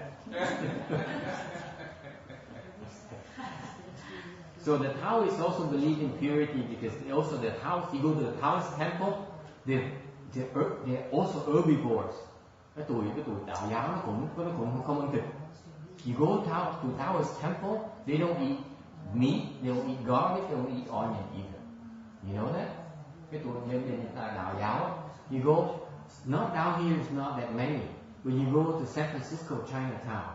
You go to Chinatown, San Francisco, there may be at least one vegetarian restaurant. I went up there last year. Okay, I'm walking in đó. Happened to be a Tuesday, and that Tuesday, that vegetarian restaurant was closed. I was so pissed. That would be too. You go all the way up there and you can't even find one. Is it based on Lao Yeah, Tzu? yeah. They are a disciple of Lao Tzu. So Phil say they are now 2 or 3 restaurants. Now there are 2 or 3 restaurants. Oh, Phil, send me the address. There's one coming down from there, and I don't know where it was when we moved out here. It's just like the one in Cerritos. Yeah. Exact same one. We ate there. Oh, really? Okay. Oh, that's good. That's good. Wow. Down here? On the way from yeah, you know, we went. We're Flavia and we went for in Cerritos over there. Yeah. Well, there's one of Let's those spread a rumor that we outside of San Francisco. Sample restaurant. Come on, what people think of us. We are true cultivators. No, it's a real. But what happened is that it pissed me off because I was told that in San Francisco, Chinatown, there are a couple of Taoist temples, their restaurant, excellent. And they have no onion and garlic. So for us, Buddhist monks who cannot find vegetarian restaurant, we have to go to a Taoist temple to eat there. Okay? So that's why, so these guys, they don't eat onion and garlic. They're herbivores, just like us. And they also abstain from sex as well. And that's why the Kung Fu is incredible. They're incredible Kung Fu. Mấy cái người này, tại bên tôi là bên Phật giáo, mà mỗi lần đi ăn trưa thì tại vì ăn trưa mà không được ăn hành ăn tỏi, mà cũng không được ăn, chỉ ăn cỏ thôi, chứ không được ăn thịt, ăn cá, khổ lắm. Tại đi đâu cũng khổ vậy sợ. Mà đi ra khỏi chùa một cái không có đồ ăn là đói mèo, rầu không nghe tưởng được. Mình sống cửa một cái, cửa chùa một cái đi ra là chưa chắc kiếm được đồ ăn. Thành ra trên San Francisco, trên kia nó ngói tôi lên nó có một cái tiệm ăn đồ ăn chay thôi, mà tới đó ngày tới thành phố tàu San Francisco ngày thứ 3, ngày đó ngày họ đóng cửa, ngày đó đổ mèo kiếm chỗ ăn ra khổ dữ sợ. Mà trên đó là có mấy cái chùa về đạo giáo, và có hai cái chùa đạo giáo, tới đó thì ăn được đồ ăn chay mà ngon lắm. So it was recommended by a monk, a disciple of Venerable Shenong. I said, if you can't find a place to eat in San Francisco, Chinatown, go to the Taoist temple. Food's excellent. Okay. So anyway, how do we get to Taoist temple? Okay. So anyway, so the Taoists, the Kung Fu is very high because they have better diets, and they also have their Dharma practice is pretty remarkable. Phương pháp của tu Hán, phương pháp đạo giáo hay giỏi. Okay. Now, yes. So in India, is there a large population of Brahmins? Nowadays, I don't know. Not anymore. So there must be some inbreeding there? Some what? Inbreeding? Oh yeah, absolutely. It's a privileged case. Yeah, it's very privileged. Yeah. They have a gene, specific genes. So they have some tests. The guy who's doing the nightline, he has the DNA test and so on. DNA, and they found there's a lineage that Brahman has some specific DNA. Oh, that's what they say. Wow, this is super race. That's why I asked you: are they kind of considered as not as in the human realm, or is that something different? That's pushing it, I think. That's pushing it. I think they're going too far. It's a sales pitch. The way they do it is wrong. They're excelled because of their superior Dharma practice.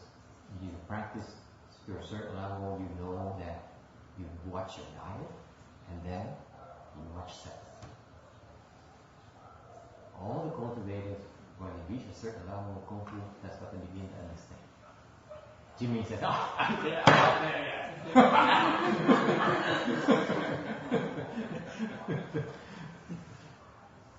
Yeah.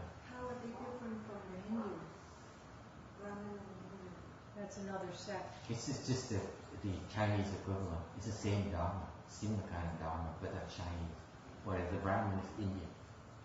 But the Hindus are also Indian. They also, watch they're Indian. They're also herbivores and also abstain from sin. They're not Brahmins then? No. No, they're not. Not all. It's just like martial arts. They have different branches, but the main branch is still Shaolin. That's it's really the main. They have a huge caste system there, Master. They don't go for money. Yeah. Depends if you go along. Privilege is not that bad. So depends on which side of the fence you're on. Thành ra đại khái là bên Bà La Môn đặc biệt đó, tại vì ông này nói là bên PVA nó nói là buổi tối họ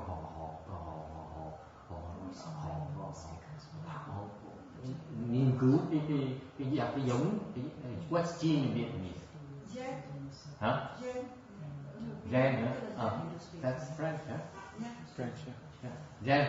Họ nghiên cứu cái gen, thì nó thấy là cái dòng Bà La Môn cái gen rất là đặc biệt, có cái dòng dõi nó có cái dòng nó có được cái loại gen như vậy không? I said no. It's not the Brahmin dharma. It's the commercializing. Okay, họ đang dụ thị mình, chứ thiệt ra họ người đó. It's not the genes. It's the Dharma practice that makes you special. Okay? Cái không phải cái gen đâu, cái pháp mình tu nó là đặc biệt. Okay? Gen tốt mà cái pháp tu trật là cũng không đi tới đâu. Alright? So far so good?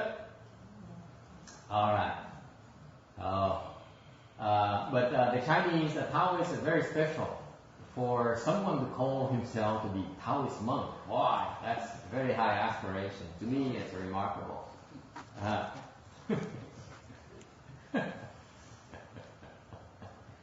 That's ideals. That's high ideals in my book. Okay. Much blessings. Phước cũ thâm hậu.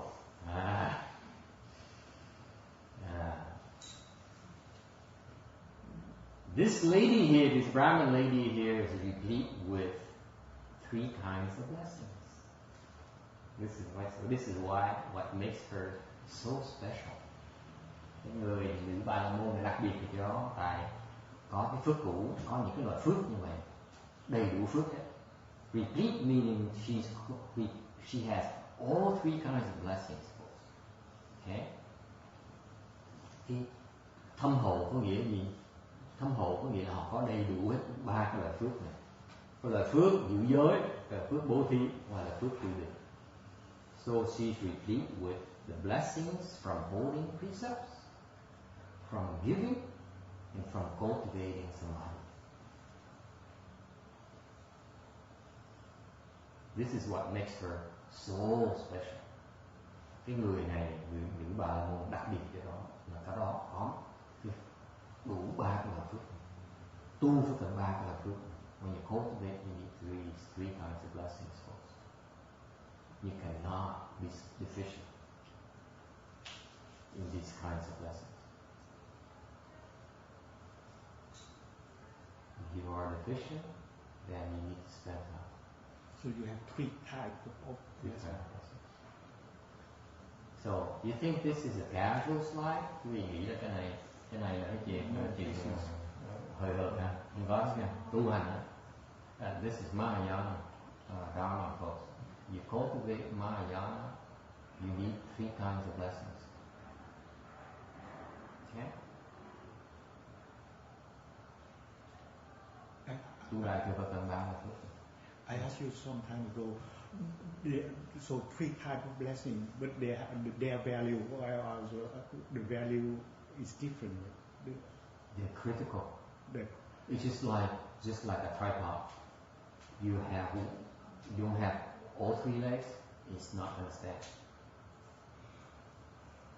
And Texas, tripods, I don't have 1. You see, that's what cultivation Mahayana is very precise. Cái bên đại thừa, pháp đại thừa thì nó rõ ràng dễ sợ. We try to tell you the truth right now. You say, you guys, Sunday afternoon I'm here. You should be glad I'm here listening to you're babbling away. No, we tell you, yeah, I'm honored you're here today, this afternoon. Okay, I'm honored. I'm very grateful. But if you want to cultivate, you need all these 3 things. Okay? It's not me who decides. This is what the Buddha explains. This is how they explain it. I'm only laying to you. This is not my invention. Yes. This is what leads to wisdom. This leads to wisdom. It leads to success. Yes. It leads to opening one's wisdom. All these 3. Yeah.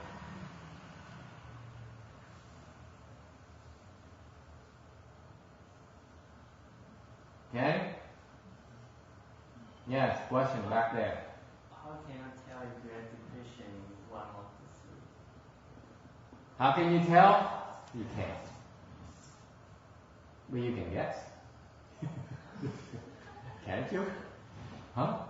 Hỏi làm sao biết được? Làm sao biết là mình thiếu gì và phước gì? Mình đâu sao mình biết được? Thì mình đoán được chứ. Okay? Can't you guess? Okay. Very easy. Text, have you received precepts? No. Okay. So, what's your guess for the first time? What do you mean guess? No guess needed. Okay. Câu hỏi hôm nay, thọ giới chưa? Chưa. Thì, dự giới phước là what? No, it's not 0. Are you kidding me? I was fooling you late. Huh? As long as even though you don't, if you follow the precept, you should have some. You have some, not all of it, but you should have some. Some grace, yeah. Right. See? That's what I thought. I'm externalist. That's what I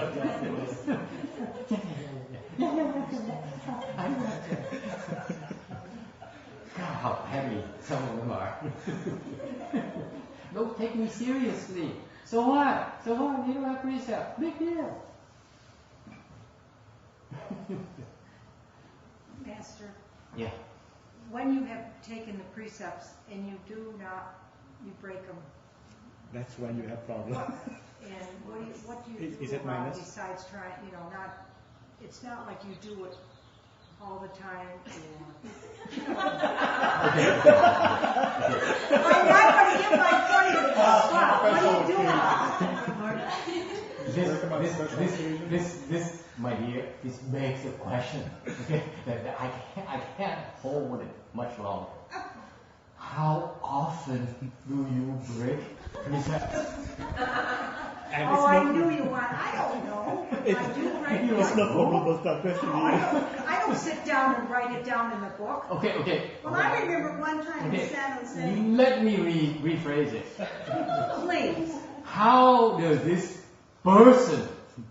How often does this person break her precepts? Oh, her. Mine. These are her. I don't know. But when I do, I want to know what I can do about it. Is it his precepts? No, it's mine. What do you do when you break precepts? There are ways to do it. There are ways to That's remedy what I it. want to know. Yeah. If I swear or take a little drink of alcohol. The ways to remedy, like you recite the Buddha's name, that helps. Okay. You repent, that's another form of dharma that helps. Or the Mahayana, we have so many dharma to help remedy a situation. For example, Medicine Master Buddha, when you recite his name, that remedies it. Okay. It's designed specifically for you. When you recite Medicine Master Buddha's name, it helps you restore your precept substance.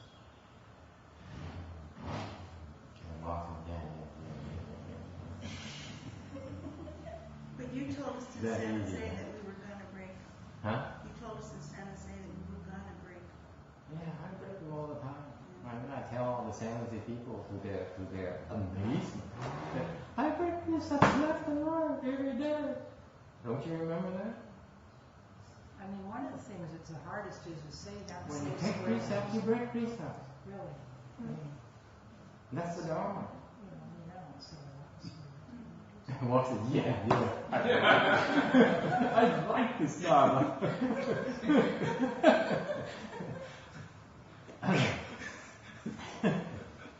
Nghe hiểu không?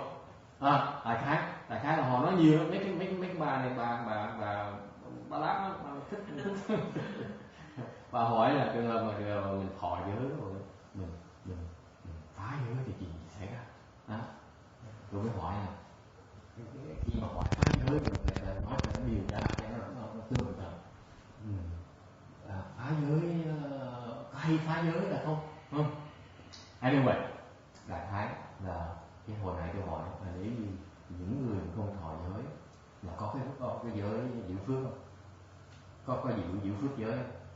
Thì cái trả lời có, đâu có cần thọ giới mà được cái giữ phước giữ giới phước đâu. Ok, cái câu kiên cô ngồi trước mặt của tôi biết cái phước. Đại khái cái giới là cái mà cái điều ngăn cấm mình làm bậy.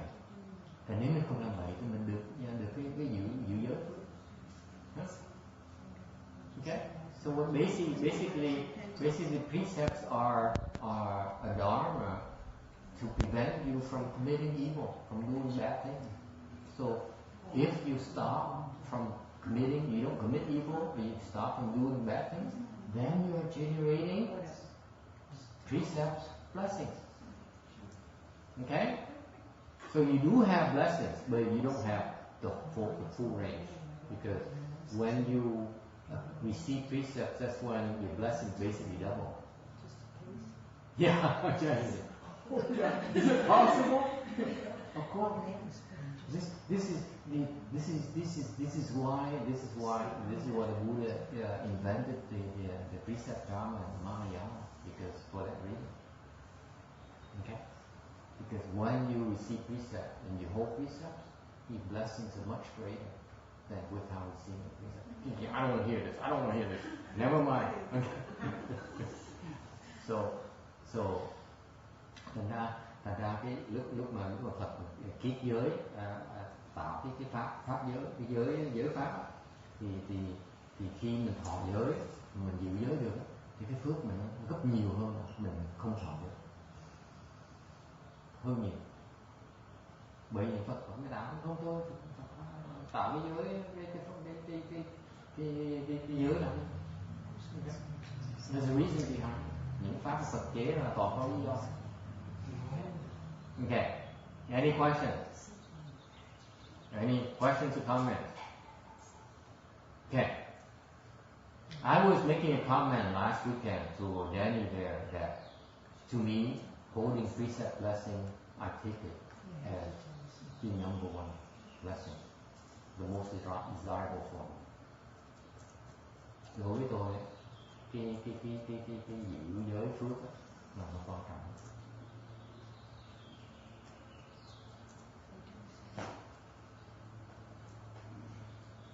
Okay, because this Dharma ending age, people do not cultivate precepts anymore. Và cái thời mạt Pháp không ai tu cái giới, giữ giới. Bởi vậy cái phước mà phước giữ giới mình rất nhiều. So the majority of us are very deficient in the holding precepts blessings.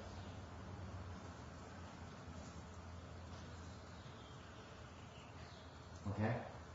That applies to level people like myself as well. Nhất là người xuất gia kém. Okay? So I'm going to offend a bunch of level people now. Okay, tôi bắt đầu xúc phạm một số lớn người xuất gia. For example,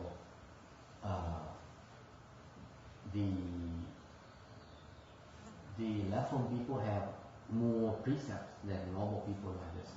Okay, like people have fewer precepts. You only have 5, maybe 8.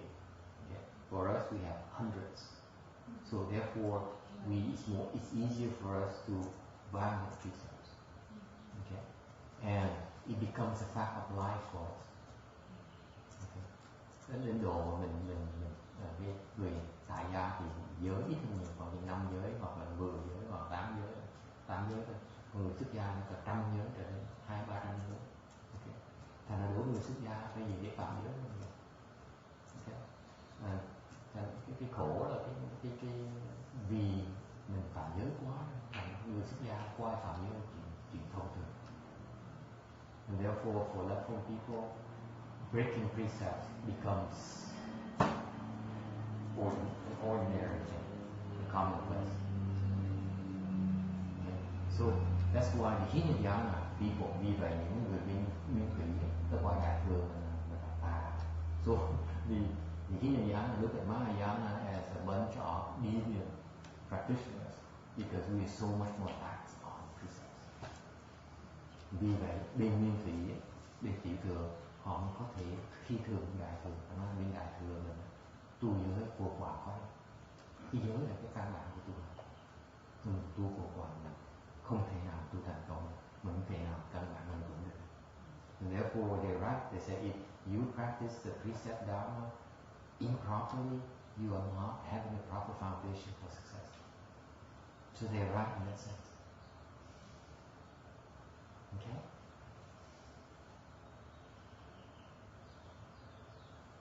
So I take holding precepts any day. Okay? Over the others. Okay. Như bây giờ những người xuất gia chúng tôi là bây giờ là lúc mà tu là thời xưa là người ta học 5 năm đầu phải đi học giới, 6-7 năm rồi mới cho phép đi học kinh điển hoặc bắt đầu cho tu thiền. 5 năm đầu không có được thiền, không có được học kinh. mà phải học nhiều.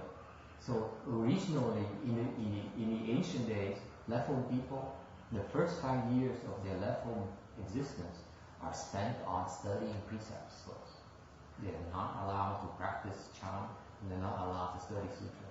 They must specialize in learning about precept the first 5 years. Now it's not done anymore. Nhiều hôm nay tu ngay như tiểu thừa họ muốn tu như vậy. Okay. So that's why nowadays the holy precept blessing is very scanty in most cultures. That's why I got it. We have to quý phước này. Very difficult. It's no longer practice. Okay, so it's important for me to bring it up, even though I'm a hopeless case myself. Okay, but it has to be stated. That is critical to our population success. Okay, now the other kind of success is from giving. Cái phần thứ nhì phước thứ nhì là cái phước của bố thí. Okay, we practice giving. Okay, by giving, any kinds of giving, you create blessings. It doesn't say you have to give to super jewel or give to the God or give it. Any form of giving generates blessings. Alright? So far so good? Okay. Cái phước bố thí là mình cho bố thí từ giờ mình có cái phước. Không phải mình phải bố thí cho tam bảo, bố thí cho Thiên Chúa mình này mình có phước đâu. Khi mình phát cái tâm cho là mình có phước, mình tạo phước. Okay? So it's good to give. Very important to give. Okay?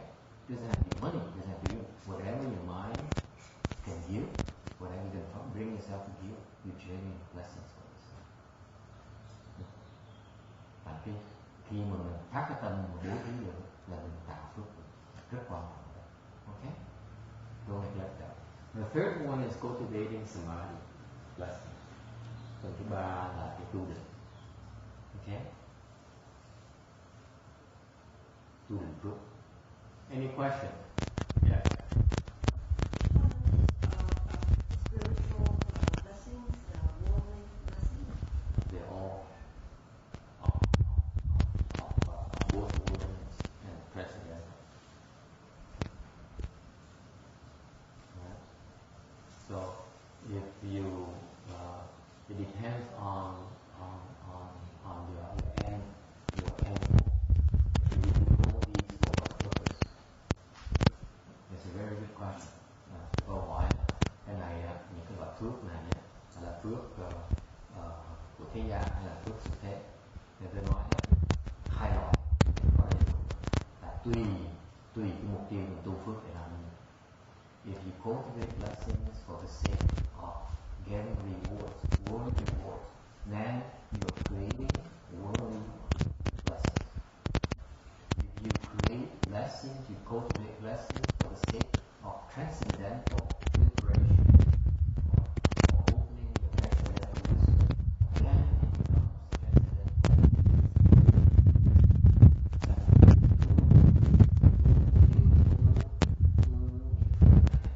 để mà hưởng phước, thì cái phước đó là phước của thế gian. Okay? Mình biết rõ ràng như vậy, như mình bố thí cho người ta cho tôi không được gì, sau mình giàu có nhiều đó chứ không phải giàu có những cấp của người ta đâu. Okay? Đừng hiểu lầm nha, do not take it wrong. The world of people, they think making a fortune by ripping people off is getting rich. Is that kind of scheme to get rich? No. Getting rich, you become rich from giving, not from stealing. When you steal, you get poor. You become poor. Okay? Thành quả thế gian có quan điểm là lầm lỗi, người ta nghĩ là đi cắt là giàu phải tự cắt, không có, muốn giàu là phải bố thí. Về tại sao nhiều người giàu ta toàn dân cấp cần vậy? So how come the filthy rich are such a evil stealing, like the bankers? There goes all my financial support. Nhà như cái tuổi nhà băng đó, cái tuổi nhà băng cao cấp nó còn bị tiền lại cấp tiền rồi. So by the banking industry, they were to boom the bus cycle because the top of the banking industry, the rippers are. they fill up their own pocket, and then they get their stock options and their cash remunerations, the money remunerations, and then the company goes belly up. Okay, that's stealing. It's known in the financial industry. They go through cycles now. Okay, đến tuổi cái xứ này đến tuổi nhận ngân hàng là họ cứ khoảng chừng 10 năm 15 năm họ phá một lần. Là mấy người chủ nhà ngân hàng ta làm tiền xong rồi ta lấy tiền xong rồi ngân hàng sụp, người ta bỏ đi 10-15 năm làm. Okay, no protection in this country. This is our history. Okay? Yeah, question. Would you give an example of transcendental giving? Transcendental blessings? Yeah, transcendental blessing. Transcendental blessings is when you cultivate blessings for the sake of becoming a Buddha, or becoming an Arhat. That's transcendental blessings. Cái ví dụ của phước mà xuất thế là gì? Nhưng mình tu phước, mình tạo phước để mình hy vọng dùng cái phước đó mà đắc quả A-la-hán hoặc đắc quả Bồ Tát hoặc đắc quả Phật đạo, thì đó là những phước mình muốn dùng những cái phước đó để tu hành. Đó là những cái phước xuất thế. So far so good. So yeah. That brings up a question to my mind. If you do something and you dedicate the merit to someone else, is it gone? Is it gone? Yeah. Yeah. Sayonara. Fine. Okay. So you want to great blessings. So what do you want? You give it away. You want to have some. You have a take it eat it. I'm not saying that I want to. I'm just asking about it. And so if you want to try to have blessings to become a bodhisattva, you have to dedicate those blessings towards becoming a bodhisattva. Yeah.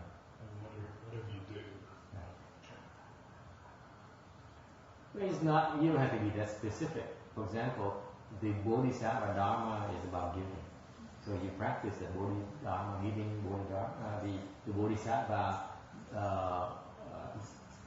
Dharma of giving, then you're creating transcendental blessings. You don't have to say, let me see, I'll give $1 today that you use it towards 50 cents for transcendental, 25 for my mother, and so on.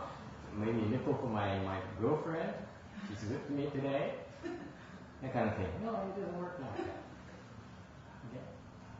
Also, giving blessing, giving away, by transferring is also that building up and the giving blessings. Let's not tell text yet. Okay, I get to that. Yeah. Okay. Absolutely. You're creating blessings. I want to see his reaction to that. To say, from now on, I won't give to my girlfriend anymore because I know she's going to leave me. What is this?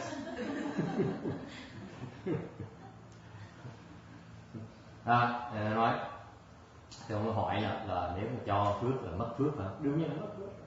Cứ trả lời chứ. Okay. Yes, another question here. I'm not looking for an out. Okay. However, yes.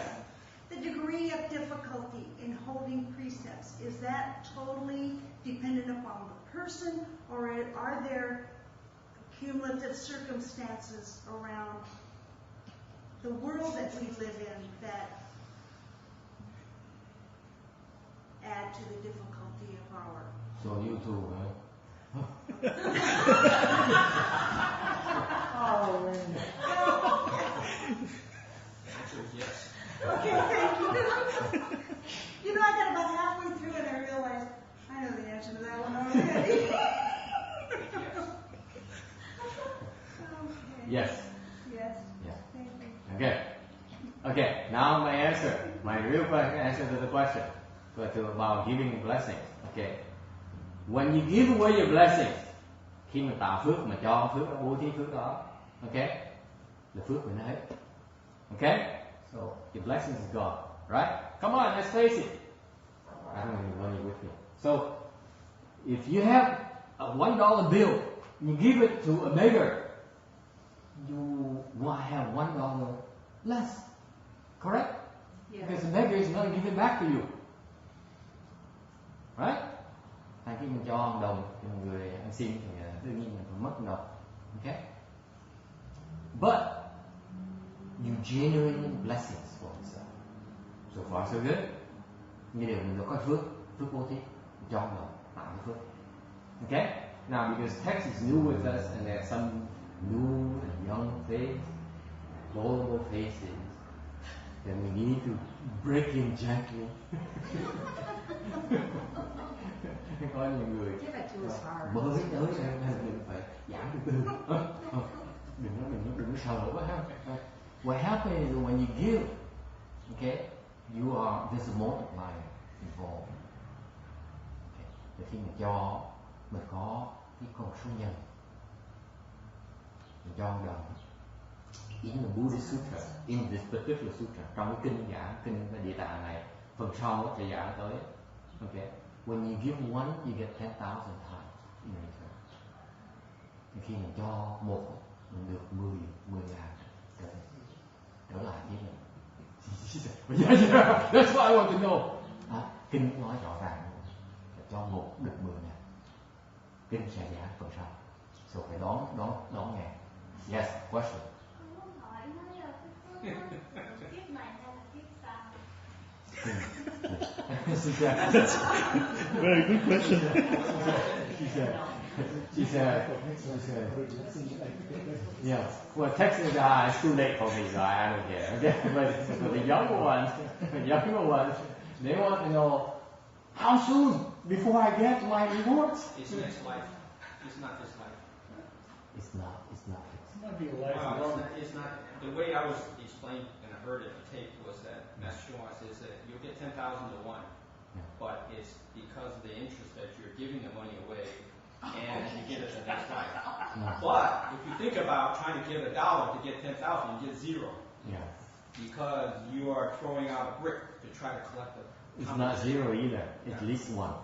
It's at least 1.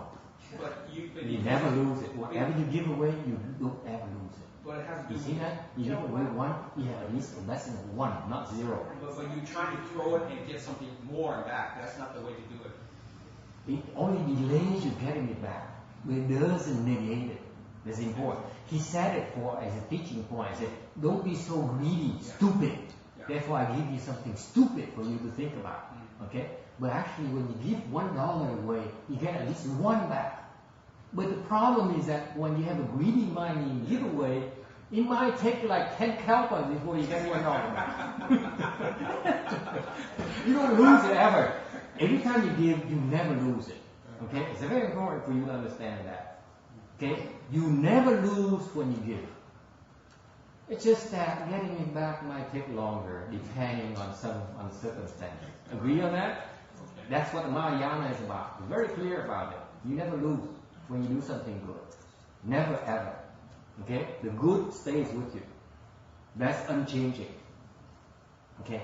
Now the question is about, she still wants to know, can I get it back this lifetime? Because I can give away, what's $1 million divided by 10,000? $100, I become a millionaire. This lifetime. Right? Cái cô này khổ hủy chắc là mình cho 100 rồi, mình kiếp này mình thành triệu phú rồi. It's not fixed. That's the problem. Okay? Cái khổ là mình không có gì chắc chắn trong cuộc đời này hết. No one can promise you anything, including Buddha. Phật không thể hứa được cái gì, chắc chắn gì. Nhưng điều, it's very possible when you get it back this lifetime. Okay? Mình có thể được hưởng kiếp này, depending on some conditions. Okay? Tùy. Okay? I don't have a good example for you. Okay? But about this lifetime. But I can tell you that the Buddhism has plenty of examples of people giving in a prior lifetime to get back many fold. Okay?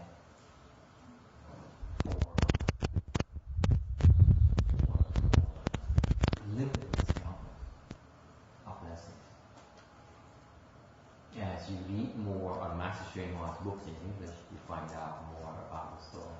Cái gì mà tại vì có nhiều cái trong Phật giáo như những ngài kia nói sách này nói giả, có nhiều cái ví dụ mà người ta cho một nắm cơm thôi, đời kiếp giàu khó không thể tưởng. Okay? So you have to think with long term idea. Don't think this lifetime yet. This lifetime, well, you make do, you meet with the Mahayana Dharma, you do just fine. Okay? Tu được.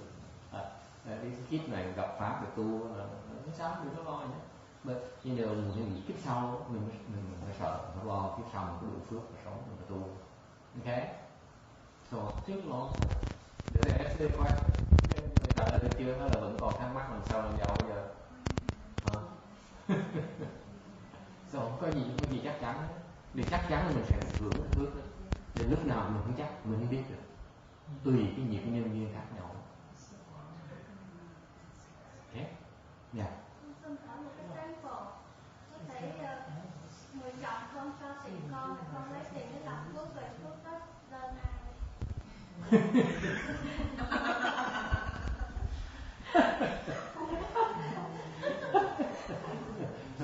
And now it gets more personal.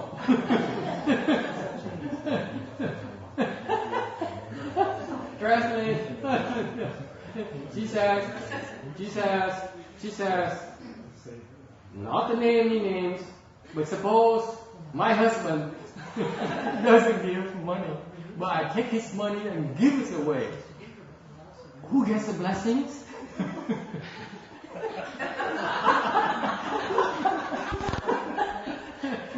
That's a hard one. What's going to happen is that she's going to get the reward in the future, and then her spouse is going to take the money and spend it. If he knows about it. If he knows about it.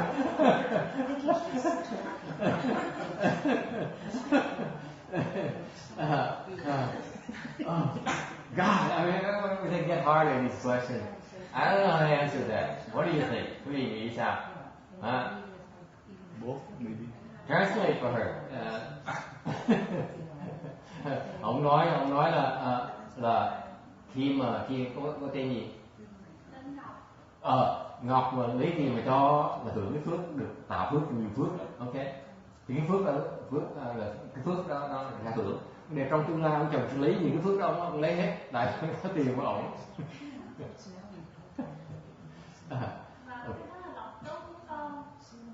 Nhưng điều ta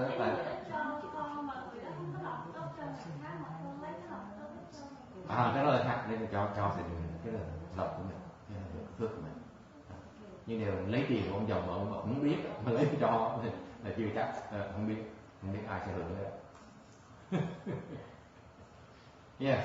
The question is, if you're receiving blessings, for instance, you get blessings from cultivation, right? Yes. You just put that in your little bank and leave it alone and don't worry about it, right? Right. But is that for right now, or is that for? It's there until you use it.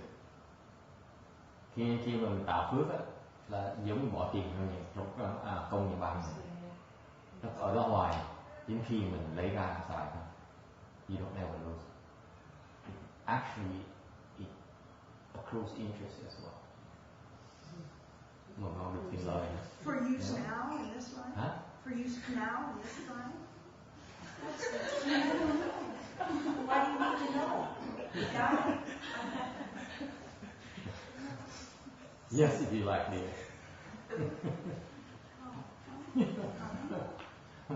She's Catholic. They use to make her promises. You can give me, sign away your life, sign away the car, sign away the mortgage, give me the house. You will be saved. Hallelujah. No such a thing. No such guarantee here. No such a thing. It's never fixed. Okay. It never fixed. You may get it back this lifetime. You may not.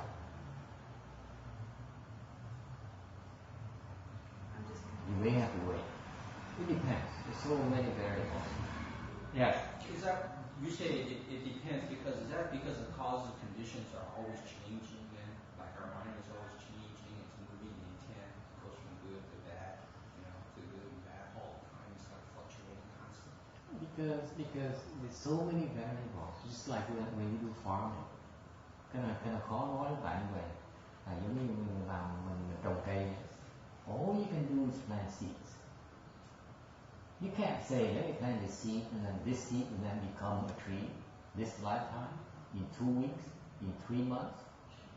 Not all seeds will mature. Not all seeds are good. Okay? Cái quan trọng là tại vì giống như mình làm ông nông phu vậy, ông trồng những chậu tử xuống. Đâu có thể nói là cái chậu tử này ngày hôm nay tôi muốn cái chậu tử mới trồng này nó thành cái cây, thành cái phát quả của tôi được. Đâu ai có được cái cam đoan làm gì đó. Đâu phải chậu tử nào cũng thành rừng đó, cũng thành cây phát quả, phát hoa, ra hoa phát quả. Thành ra mình tùy, có nhiều chủng tử phải thời gian sau mới thành được, có nhiều chủng tử ngày mới thành được, 2 tuần sau thành cây thành đá. Tùy. It varies. There's so many conditions. Okay? The same plot of land, not all seeds will mature. Tại trong cái phước điền đó, mình trồng tất cả chủng tử đó, không phải bất cứ chủng tử nào cũng thành hết. Okay? That's why the important thing is that not to worry so much about reaping your blessings. It's that knowing that as long you plant the seeds, it's there for you to be used when it's time for you to use. That's the best kind of blessing. Even much better. Yeah. Okay? You got it? Hiểu? Tham lam. Khi mình trồng phước điền, mình trồng để mình muốn hưởng phước đó là vẫn còn tham lam. Thì như vậy, cái kiếp này chắc mình hưởng được là tại vẫn còn tham lam hơn đó. Ngược lại cái pháp là cho mình biết rằng mỗi khi mình trồng những chủng tử đó, trong tương lai mình chắc chắn sẽ hưởng lại gấp bội phần. Đúng chưa? Thì mình chỉ lo cái pháp là dạy cho mình chỉ trồng chủng tử thôi, chừng nào nó chỉ trồng nó chỉ kệ mình không lo. Tại mình cứ trồng xong biết đâu lúc nó chín mình đâu cần phải lo là tại cái trồng kiếp này là kiếp trước, nó không quan trọng. Lúc nó chín nó chín. Cái phước nó quý nhất là cái phước mà nó chín lúc mình cần, không phải trước khi mình cần. Okay, so the best kind of blessings, folks, is when they mature, the seeds mature when you need it, not before, not after. That's the best kind of blessings. Just the exact amount you need. Okay? So that you don't have to worry about investing the excess money afterwards on the stock market, which will crash next year. Or crash already. Thank you. So the beauty of the blessing is that when you don't have to worry about it, just have enough at the right time, not more, no more, no less, not before, not after. Then it's the best kind of blessing. Okay? Vừa đủ thôi, không sớm không muộn, cái đó thì là phước tốt nhất. Thành cứ trồng, đừng lo, nó chín nó sẽ chín. Okay? Yes. So Randy had a question. Is so you reach wisdom. You need these 3 blessings to have the wisdom. So that will be the amount. You need all 3 types. Do you need to know? How do we know that you have enough for each type to? You always want to know how do I know what I have enough? Don't read any more into it. That's the part that's biggest confusing. Walk. Just let go of it. You want the magic formula, how much of 1 part and 2 parts here. You know, it's not math, it's not science, it's just there. Yeah. The typical design engineer. It's not warrior. There's no formula. What happens is that the more seeds you have this wide array of seeds. And then you have a whole range already.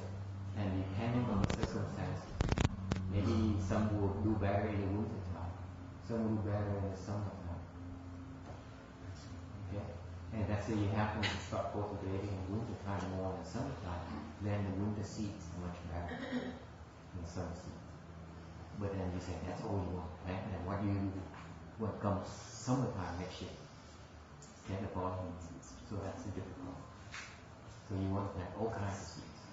Tại cái ông này nói ông có lý không, đó là sao biết mình có đủ phước để mình tu, đủ những phước mình cần thiết để mình tu, thì nó không cách nào mình biết được hết.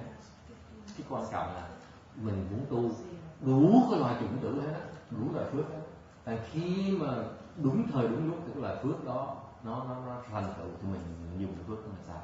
Chà, như mình trồng vậy, có những cái loại chủng tử nó cần cái khí hậu lạnh thì nó mới phát triển tốt hơn, hoặc cái loại chủng tử khí hậu nóng nó phát triển tốt hơn. Thành mình cứ trồng đủ loại, là lúc nó nóng thì loại chủng tử nóng nó phát triển, lúc mà thời tiết lạnh thì chủng tử thích hợp với thời tiết lạnh nó phát triển, nó đủ hết. Mình không được tiếp tục tu, đừng có lo. Okay. Question? Yes. Yes. Okay. You said about the right kind of blessings, like just giving you what you need. How do you cultivate that kind of blessings? This is the best kind of blessings. Here? The best kind of blessings, because those guys are so blessed.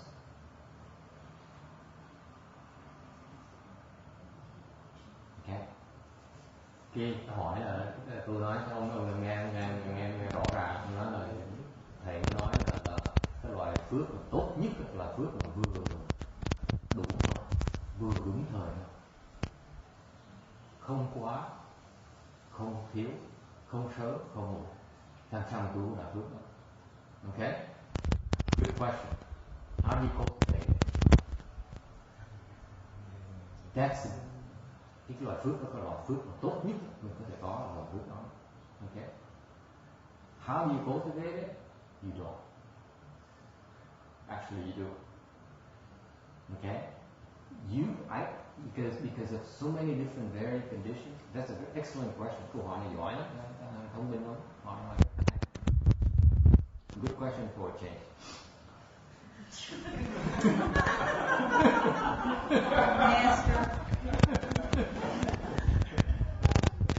Tại vì cái khó trả lời, tại vì không thể nào biết được, không biết, không phải mình phước nó như nó 99 làm sao không biết được.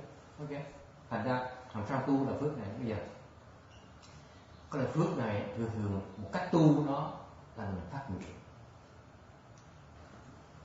The one way to cultivate this type of blessing is to make vows. That's a secret right here. You make vows. Just as I cultivate all these blessings because I do not want to use any of it for worldly pursuits. Và ví dụ mình tu những phước này, mình làm lập nguyện đó là những phước mà tôi sẽ hưởng này qua cái việc bố thí này, việc tu hành này, là không muốn để hưởng theo những cái lạc của thế gian này, mà để tu hành thôi. Okay? And therefore, they will never be used towards worldly pursuits. Vì vậy, những lúc nó chín, những cái phước mà những quả nó chín là không chỉ để tu chứ không phải để mà hưởng lại. Okay, so you don't waste it, thành những phí. So you can make a vow for giving. That's a spirit God, that's a bodhisattva God. Bởi vì cái đó là cái pháp của đại thừa, pháp đại thừa rõ ràng. Tạo cái phước, tu cái phước này để mà tu, chứ không phải để tu phí phạm. Okay, so it will never be wasted. You cannot waste it yourself. In the future, down the road, you happen when those seeds mature, you cannot possibly waste it. If your mind is to waste your blessings, it will not mature. You have no money in the bank. But as soon as you say, I want to have enough so that I can cultivate my mind. No, all of a sudden, you have enough to eat, you have enough to wear, you have enough to yourself, but no more. So nothing is wasted. But the same thing applies if you brag on it too. Yeah. Thành ra ví dụ chẳng hạn như là mình phát nguyện, ngày xưa mình phát nguyện tu, tôi biết lãnh tạo phước này, mà tôi muốn phước này để dành cho tôi tu thôi, một phần nhỏ để dành tu, còn phần lớn để mình hưởng thụ. So I clarify, For us, normal people, we say the majority of our blessings will be for us to enjoy. With a small portion, I make for resolve that this is only for cultivation. Okay? Thành một cái phần nhỏ tôi để ra để tôi tu thôi. Thì trong tương lai, cái phần nhỏ của mình đó là khi mình tới những phước gì chuẩn tưởng chính rồi, lúc mình cần tu, mình chỉ đủ để mình ăn, để đủ mà mặc thôi, đủ để mà ở thôi. Chứ còn mình cái tâm của mình phát mình thích nói là ngày này thèm đồ ăn quá, tại chi mình ra mua được có tô phở gà ăn ngon, là không có tiền, không đủ tiền mua tô phở gà. Cái phước nó hay vậy. So for this lifetime you will strike up this fourth path saying, oh my God, I have this great cheesecake. And suddenly you don't have enough money even in the bank account to pay for a slice of cheesecake. That's the kind of blessings. Special kind of blessings for cultivation. And then can you transfer that? Then the question is, if you make a vow for that blessing for cultivation, can you transfer it? And when it transfers, is it only for cultivation for other people or dedicated for cultivation? So for other people? Another good question. My goodness, you guys are impressing me.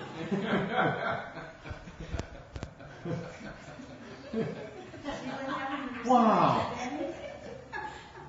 All day. Tháng ngày mới nghe được 2 câu hỏi.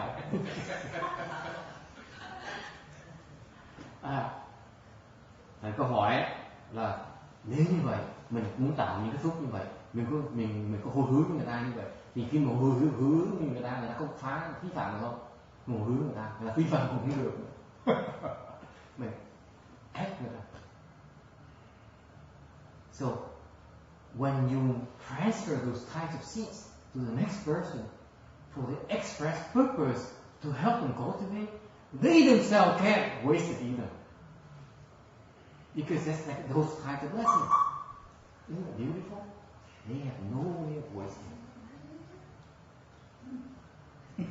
And that controlling and meddling, because if they don't, those people that you transfer, they don't want to cultivate.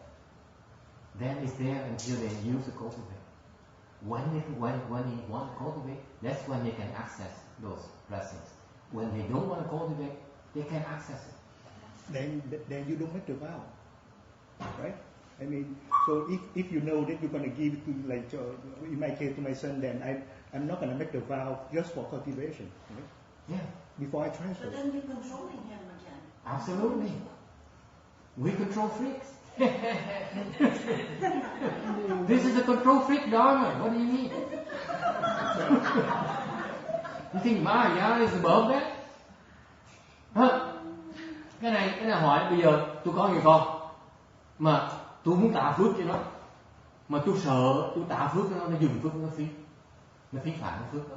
Bây giờ tôi vào phước nó là tôi cho nó cái phước để nó tu thôi, mà nó tâm nó phát tu một cái nó có phước nó tu. Tâm nó không muốn tu, không cách nào nó có phước đó được hết, không cách nào dùng cái phước đó được hết. Okay. Cái đại thừa mình có quyền ép người ta nhé. Đâu phải đại thừa có quyền mình không ép đâu, ép liêu mình ép là làm tốt đâu có sao đâu. Yes. Question. So is it true that you can inherit also, right, from your parents and things like that? You can inherit blessings from your parents? Yeah, they give it to you. If they give it to you, right? If the parents give transfer. But how do you know if they don't tell you? It's not meant to know. No, naturally comes from the prior blessing. So for example, let's say that's interesting because for example in this country they have inheritance. Ví dụ chẳng hạn như là mình hưởng của gia tài sao, cái đó là từ đâu? Cái đó chẳng hạn cái phước in this world the inheritance laws, right? The parent passed away, then the next, the offspring, the children get the assets, right? They divvy up among themselves if there is a will, right? That's the law, right? Actually, cả những cái nước này là khi mà cha mẹ chết đi thì của cải đưa chia với con cái, nếu không có cái giấy tờ thì chia đều ra. Okay.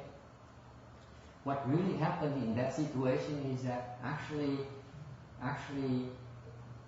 your parents are actually giving those blessings to you from previously. And now you're just reaping those things. Okay? Does that mean? Ít là mình hưởng đó, tại vì trước họ đã cho mình rồi, bây giờ mình hưởng rồi. Okay? Có cái câu nói là con gái thì nhờ phước cha, con trai nhờ phước mẹ. I believe in that too. Until I started cultivating it, I found out it's not correct. Because my blessing didn't come from my mother, let me tell you. None of it comes from my mother. If we aren't of Buddha culture before we came to this, would we have any blessings from our parents in that? No. Yes. I don't understand the question. Well, you're saying the parents give you blessings. If your parents were not of this culture and doing Buddhism, then we wouldn't have any blessings from them for that? Whatever they give you is your blessing. Doesn't matter whether it's Buddhist or non-Buddhist or this country or another country. It makes no difference. Mahayana has no boundaries. Okay? The act of giving generates blessing. Period. It's there. If they give it to you, then it's a blessing. So this is a very important question here because it's a good thing because he has he has problems he has to resolve. Okay, because Ước says, I believe in cultivation, but my kids, they don't believe in cultivation. What do? Right? If you're a parent, you have a problem. Right? I value cultivation. I think it's the way to go. The Bodhisattva says, you have to end the suffering. That's the most important thing, the most worthwhile undertaking you can have in this lifetime. Right? Right. So that's cultivation, right? But my kids don't believe in that. What am I going to do with all the money I made so far? Huh? I with my blood and sweat. Big problem. Right? Or that Bhikshuni right there. In time, she has the temple and money and the cars and the houses and to dispose of when she leaves. What to do? Big problem, isn't it? Right? We all have to face that problem. Chẳng như là cái bác này, bác Ước này, bác tôi Phật Bồ Tát tu là chuyện đáng lý có lý tưởng nhất trong cuộc đời này, đáng nhất làm việc trong cuộc đời này là tu. Thằng tôi tin thì nó không tu, để con cái tôi đâu có tu. Ok, thành khi mà cái của cải gia tài tôi á, không biết vợ tôi thì nghĩ sao, tôi không biết gì đều của cải tôi á, tôi muốn cho nó mà tôi muốn cho nó the money to your daughter, she uses it. They say, thanks mom, here's to you. Okay? That's all that's going to happen. Okay? Làm như mình cho tiền nó thì nó ra nó mua cho chai champagne nó uống cảm ơn mẹ. That's all you're going to do. They're going to waste it. So the guy is just like I said, I don't want to waste my blood and sweat. Thành ông nói trời ơi, tôi cho này nó phí làm gì? Tôi cho nó làm gì? Đúng không? Nhà nào nó cho nó có lý không? So you can bind the hands and say, I will give this. Okay? Not to you. Không cho vậy. Không cho tụi bay. Không đưa tiền. I'm not giving you money. Okay? I give it to church. I give to Red Cross. Tôi không cho tiền, tôi không cho tụi nó tiền. Tôi cho nhà thờ, tôi cho cơ quan từ thiện. And the blessing from my act of giving that I get from that, I give it to my children. Cái phước báo mà cái việc bố thí chỗ đó, tạo ra đó, tôi cho con cái của tôi. So far so good. So you're giving, but you're not allowing them to touch you and have a chance to waste it. So far so good. Thành mình cho, mình ép nó, không cho nó đừng tìm được. First. And then you dedicate and say, it may go to you, my boy, but it's only for cultivation. I didn't think about that one. Thành khổ lắm. Mình không cho nó đừng tiền mà còn nó là cái phước mà tôi cho tụi bay này là chỉ để mà dùng cho tu thôi. Nếu mày không dùng cho tu được thì mày không được cái này, mày không hưởng được phước này. Tại chừng nào rằng trong tương lai kiếp nào đó tụi mày quyết định tu thì có những cái phước mình tu. Còn mày không quyết định tu đừng có sốc nó đụng được cái phước của tụi. So nothing is wasted.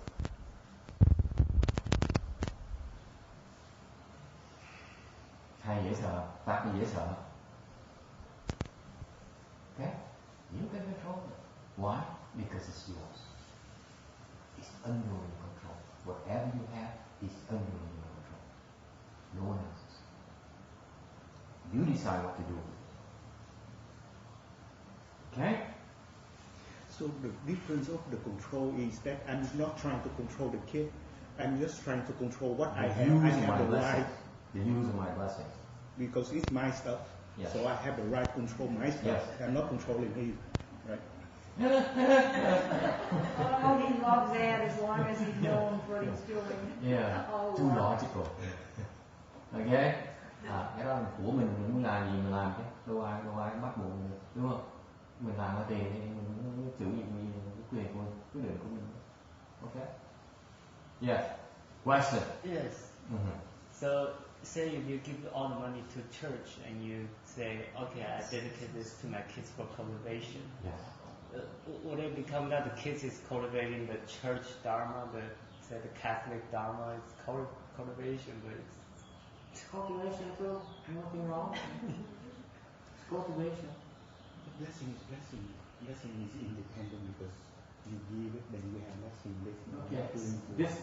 Let me explain it again first because this is where you have to be careful about Daniel. Okay. This is your misconception. Ông hỏi bây giờ tôi cho của chùa, cho trên nhà thờ, xong rồi lỡ con tôi trong tương lai nó đòi theo tu pháp thiên chúa giáo sao? Tu sao cái phân biệt tu nó đòi thương tiêu giáo là Phật giáo là đạo giáo, tu là tu thôi. Okay? There is a secret behind it. They naturally progress to higher dharma. Don't have to worry about it. Don't have to worry about it. Because people have to start low. They have to start somewhere.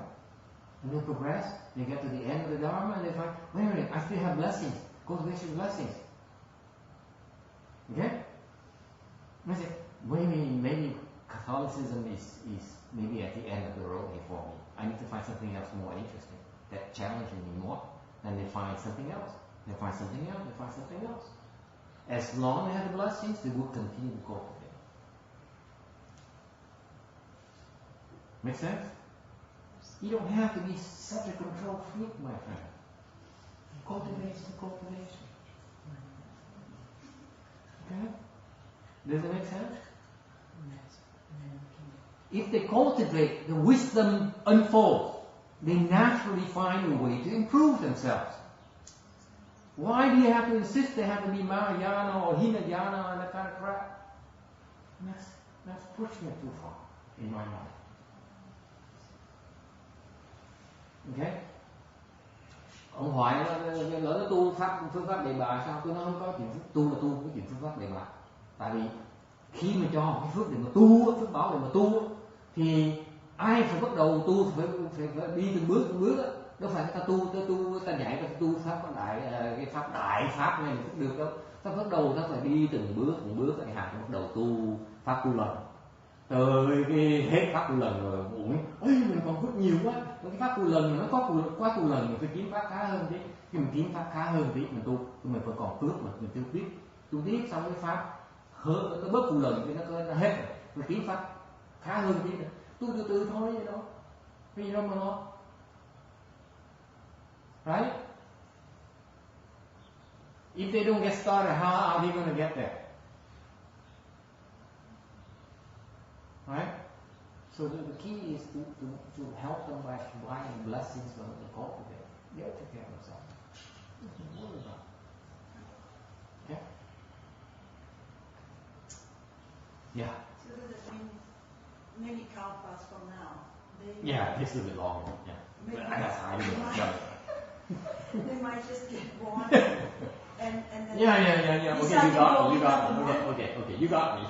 Is that? If they cultivate like that, okay, they will go like this forever. That's what you're doing to them. See who has the last laugh? See me there, you he said, let's see how smart you are. And then we will go like this forever.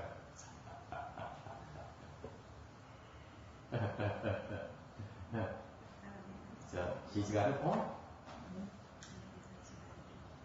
She's got a point. So how long before they succeed in cultivation? I tell you that I'm being from my goodness in my heart. I don't want to come across as too biased because you know what? You look at me and say, this guy's got to be biased. Something wrong with him here. Okay? Right? You look at me and say, I'm not normal. No hair. Okay? So I don't want you to. I want you to understand that. Of course, I'm biased. Okay? But it doesn't mean it's the only way. Right? There's a better way. That is, that if you say, I want to allow him to cultivate the best Dharma I believe in. That's it. Then it really forces the issue with your offspring.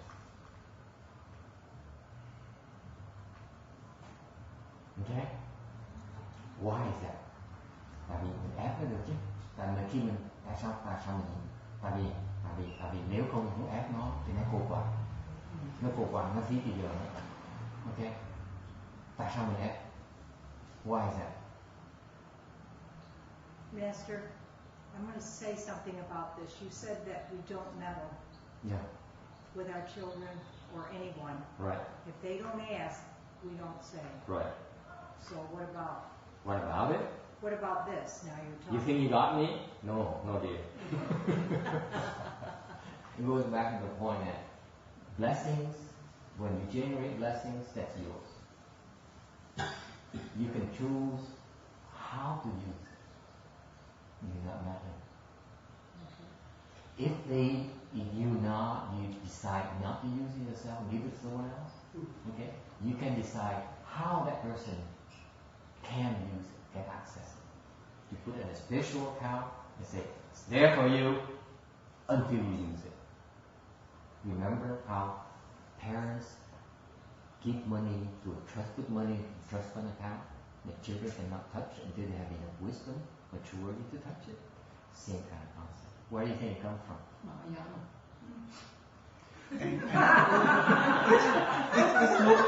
It's not even controlling. If you want to cultivate, you don't use those blessings. Yeah, I'm not making you to cultivate. You have it there. If you cultivate, you use it. Yeah. If you don't use it. I'm not forcing you, right? You see, Mother? There's no control. Will you listen, Mother? Okay, Father. nghe hiểu không? Là khi mình bố thí, mình tạo phước cho mình tạo phước là phước của mình. Okay? Mình muốn xài sao là chuyện của mình, đó là quyết định của mình. Khi mình nói bây giờ tôi muốn xài, như tôi cho con tôi, cho người ta, cho chồng tôi, cho bạn tôi, okay? Là cái quyền của mình, là của mình cho ai là cái quyền của mình cho là một chuyện. Nhưng điều mình cho với điều kiện, đó là mình cho, nhưng điều cái phước này tôi không muốn phí, tôi không muốn người ta có cơ hội để mà phí. Tại nếu mà cho ta người ta phí thì chưa chắc mình giúp người ta, mình hại người ta, đúng không? Thành nói tôi cho cái cho này để tu cái này, tôi tu để làm cái này, để làm cái nọ thôi. Đó là quyết định của mình thôi. Ok, của mình sai, ta đụng vào cái của mình, ta phải xài theo ý mình. Đó là cái điều khiển của mình. Okay, so far so good. Yeah. How do you do that? Is it you have to go to the temple and do the vows, or is it just No. You give it away, and you say, okay, I give it away. I give it away, and then I dedicate the merit and virtue of this act of giving to this such and such person for such purpose. That's all you do. It's that simple. You don't need to sign a contract that says, oh my God, I have to hire a lawyer, accountant here to watch over this thing. No. There's a natural account I control where you don't have to worry about it. You just give me the money and everything is smooth and never mind. Okay. Then you do. Yes. Any questions? Yes. This is a very important thing because you know because like yesterday Tex made a comment. He said that was it yesterday or last week? I don't remember anymore. He says that I am not spoiled by money. Money spoils us. People are spoiled by money. That's why the giving of money, you have to be careful about what you give and how you give. Okay? I know it's a thing. I know it's it's been inked already, but you know, you are not helping the cause because it's not the best use of your gift to them. Why do we want the control? Bà có bài để gia tài của bà cho con bà ký hết rồi, xong xuôi hết rồi nói chưa chắc là tốt nhất. Why do you want to control? Tại sao mình muốn đặt điều kiện này? Tại sao này? Because if you're wiser than that person, then you're helping that person. Và nếu mình có trí huệ hơn người ta, mình phải giúp người ta sao nhỉ? Okay?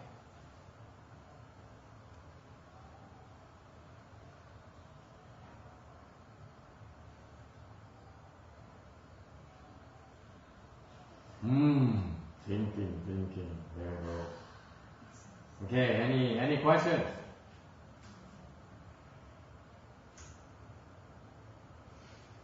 Okay, you give money to them. They take the money, they have a good life. They have nice cars, nice homes, nice houses. Cho nó tiền, cho nó của cải thì nó có cuộc sống đầy đủ, xe cộ, nhà cửa, sang trọng. Okay, they eat well. Okay, they can indulge in food, ăn uống no nê đầy đủ mà ngon lành nữa. Biết chuyện gì xảy ra? Chuyện đầu tiên hết. Okay, họ ăn là ăn cái bệnh mọi người. First thing happens when you eat well is what?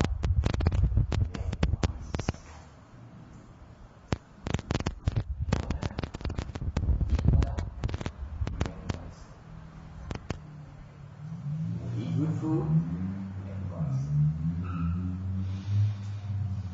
So are you helping? You're helping them get sick. Now you wonder why you're sick. Yeah. Isn't good food in like a traditional way, like fish, chicken, or like a healthy? Herbivores. Or like a healthy way, like apple. No, I'm talking about good food is in general, like you go to Black Angus, or the Golden Eye, or expensive food, not good food. Or caviar, or all those considered to be the good life, the good food. Okay, all those are toxins in your body. Okay? Yeah. That's what they call good food. Ông này ngoài rõ là cái đồ ăn ngon tốt thì nó là ông ăn tốt để hạn như là beef steak hoặc là tôm cua thì đồ ngon, mấy cái đồ đó độc lắm. Quý vị không biết thôi, cái đồ đó độc. Còn đồ mà cái thế giới, cái người thường ta coi là đồ ngon đó, nhìn kỹ là cái đồ đó độc. Vì vậy nó đem cái bệnh vào người mình. You know that? The Chinese have a saying, The Chinese has saying, it says that sickness comes in through your mouth. Người Tàu có câu, tôi nói là cái bệnh đó, từ khẩu nhập, nó vào từ miệng, vào trong miệng, bệnh từ miệng. That means that you're sick from the food you eat. You know that? Sickness comes from the food you eat. Okay? And disasters come from what? Và cái họa từ đâu tới? Disasters come out from your mouth. Cái họa nó từ cái miệng mà nó xuất ra. That's a Chinese wisdom for it. Think about it. Okay? Disasters come from your mouth tongue. Contemplate that remedy. No. Okay, it's 4 o'clock, so I want to wrap it up. Any final questions, comments? Yes? No? No. Okay. So anyway, the point is that if you have wisdom, okay, you know, the other thing about your question is that the multiplier concept is that different field of blessings have different multipliers.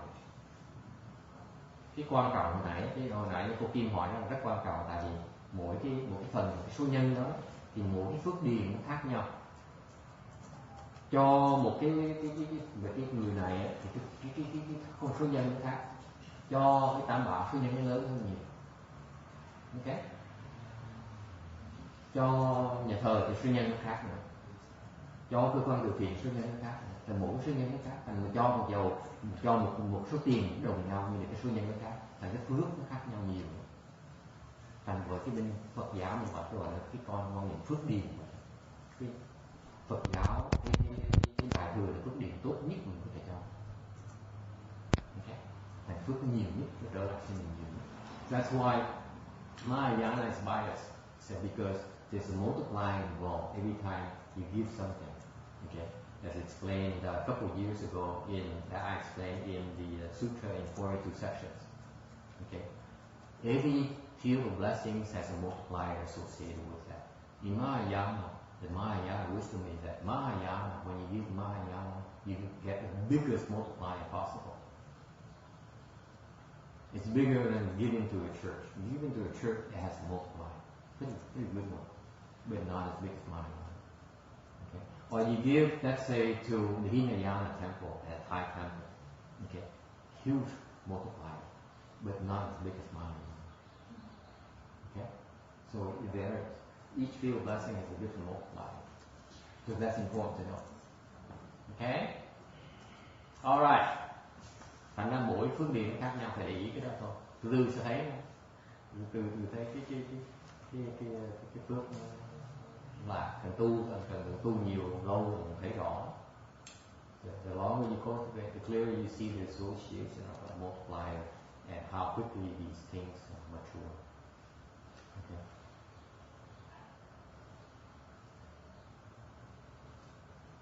Question, comment? Okay, no. Okay, we wrap it up, do a transfer, hồi hướng công đức để cho người ta. So that's what we're doing right now. We generate all these blessings, and now we give them away. Okay. Okay. So we make a transference to everyone.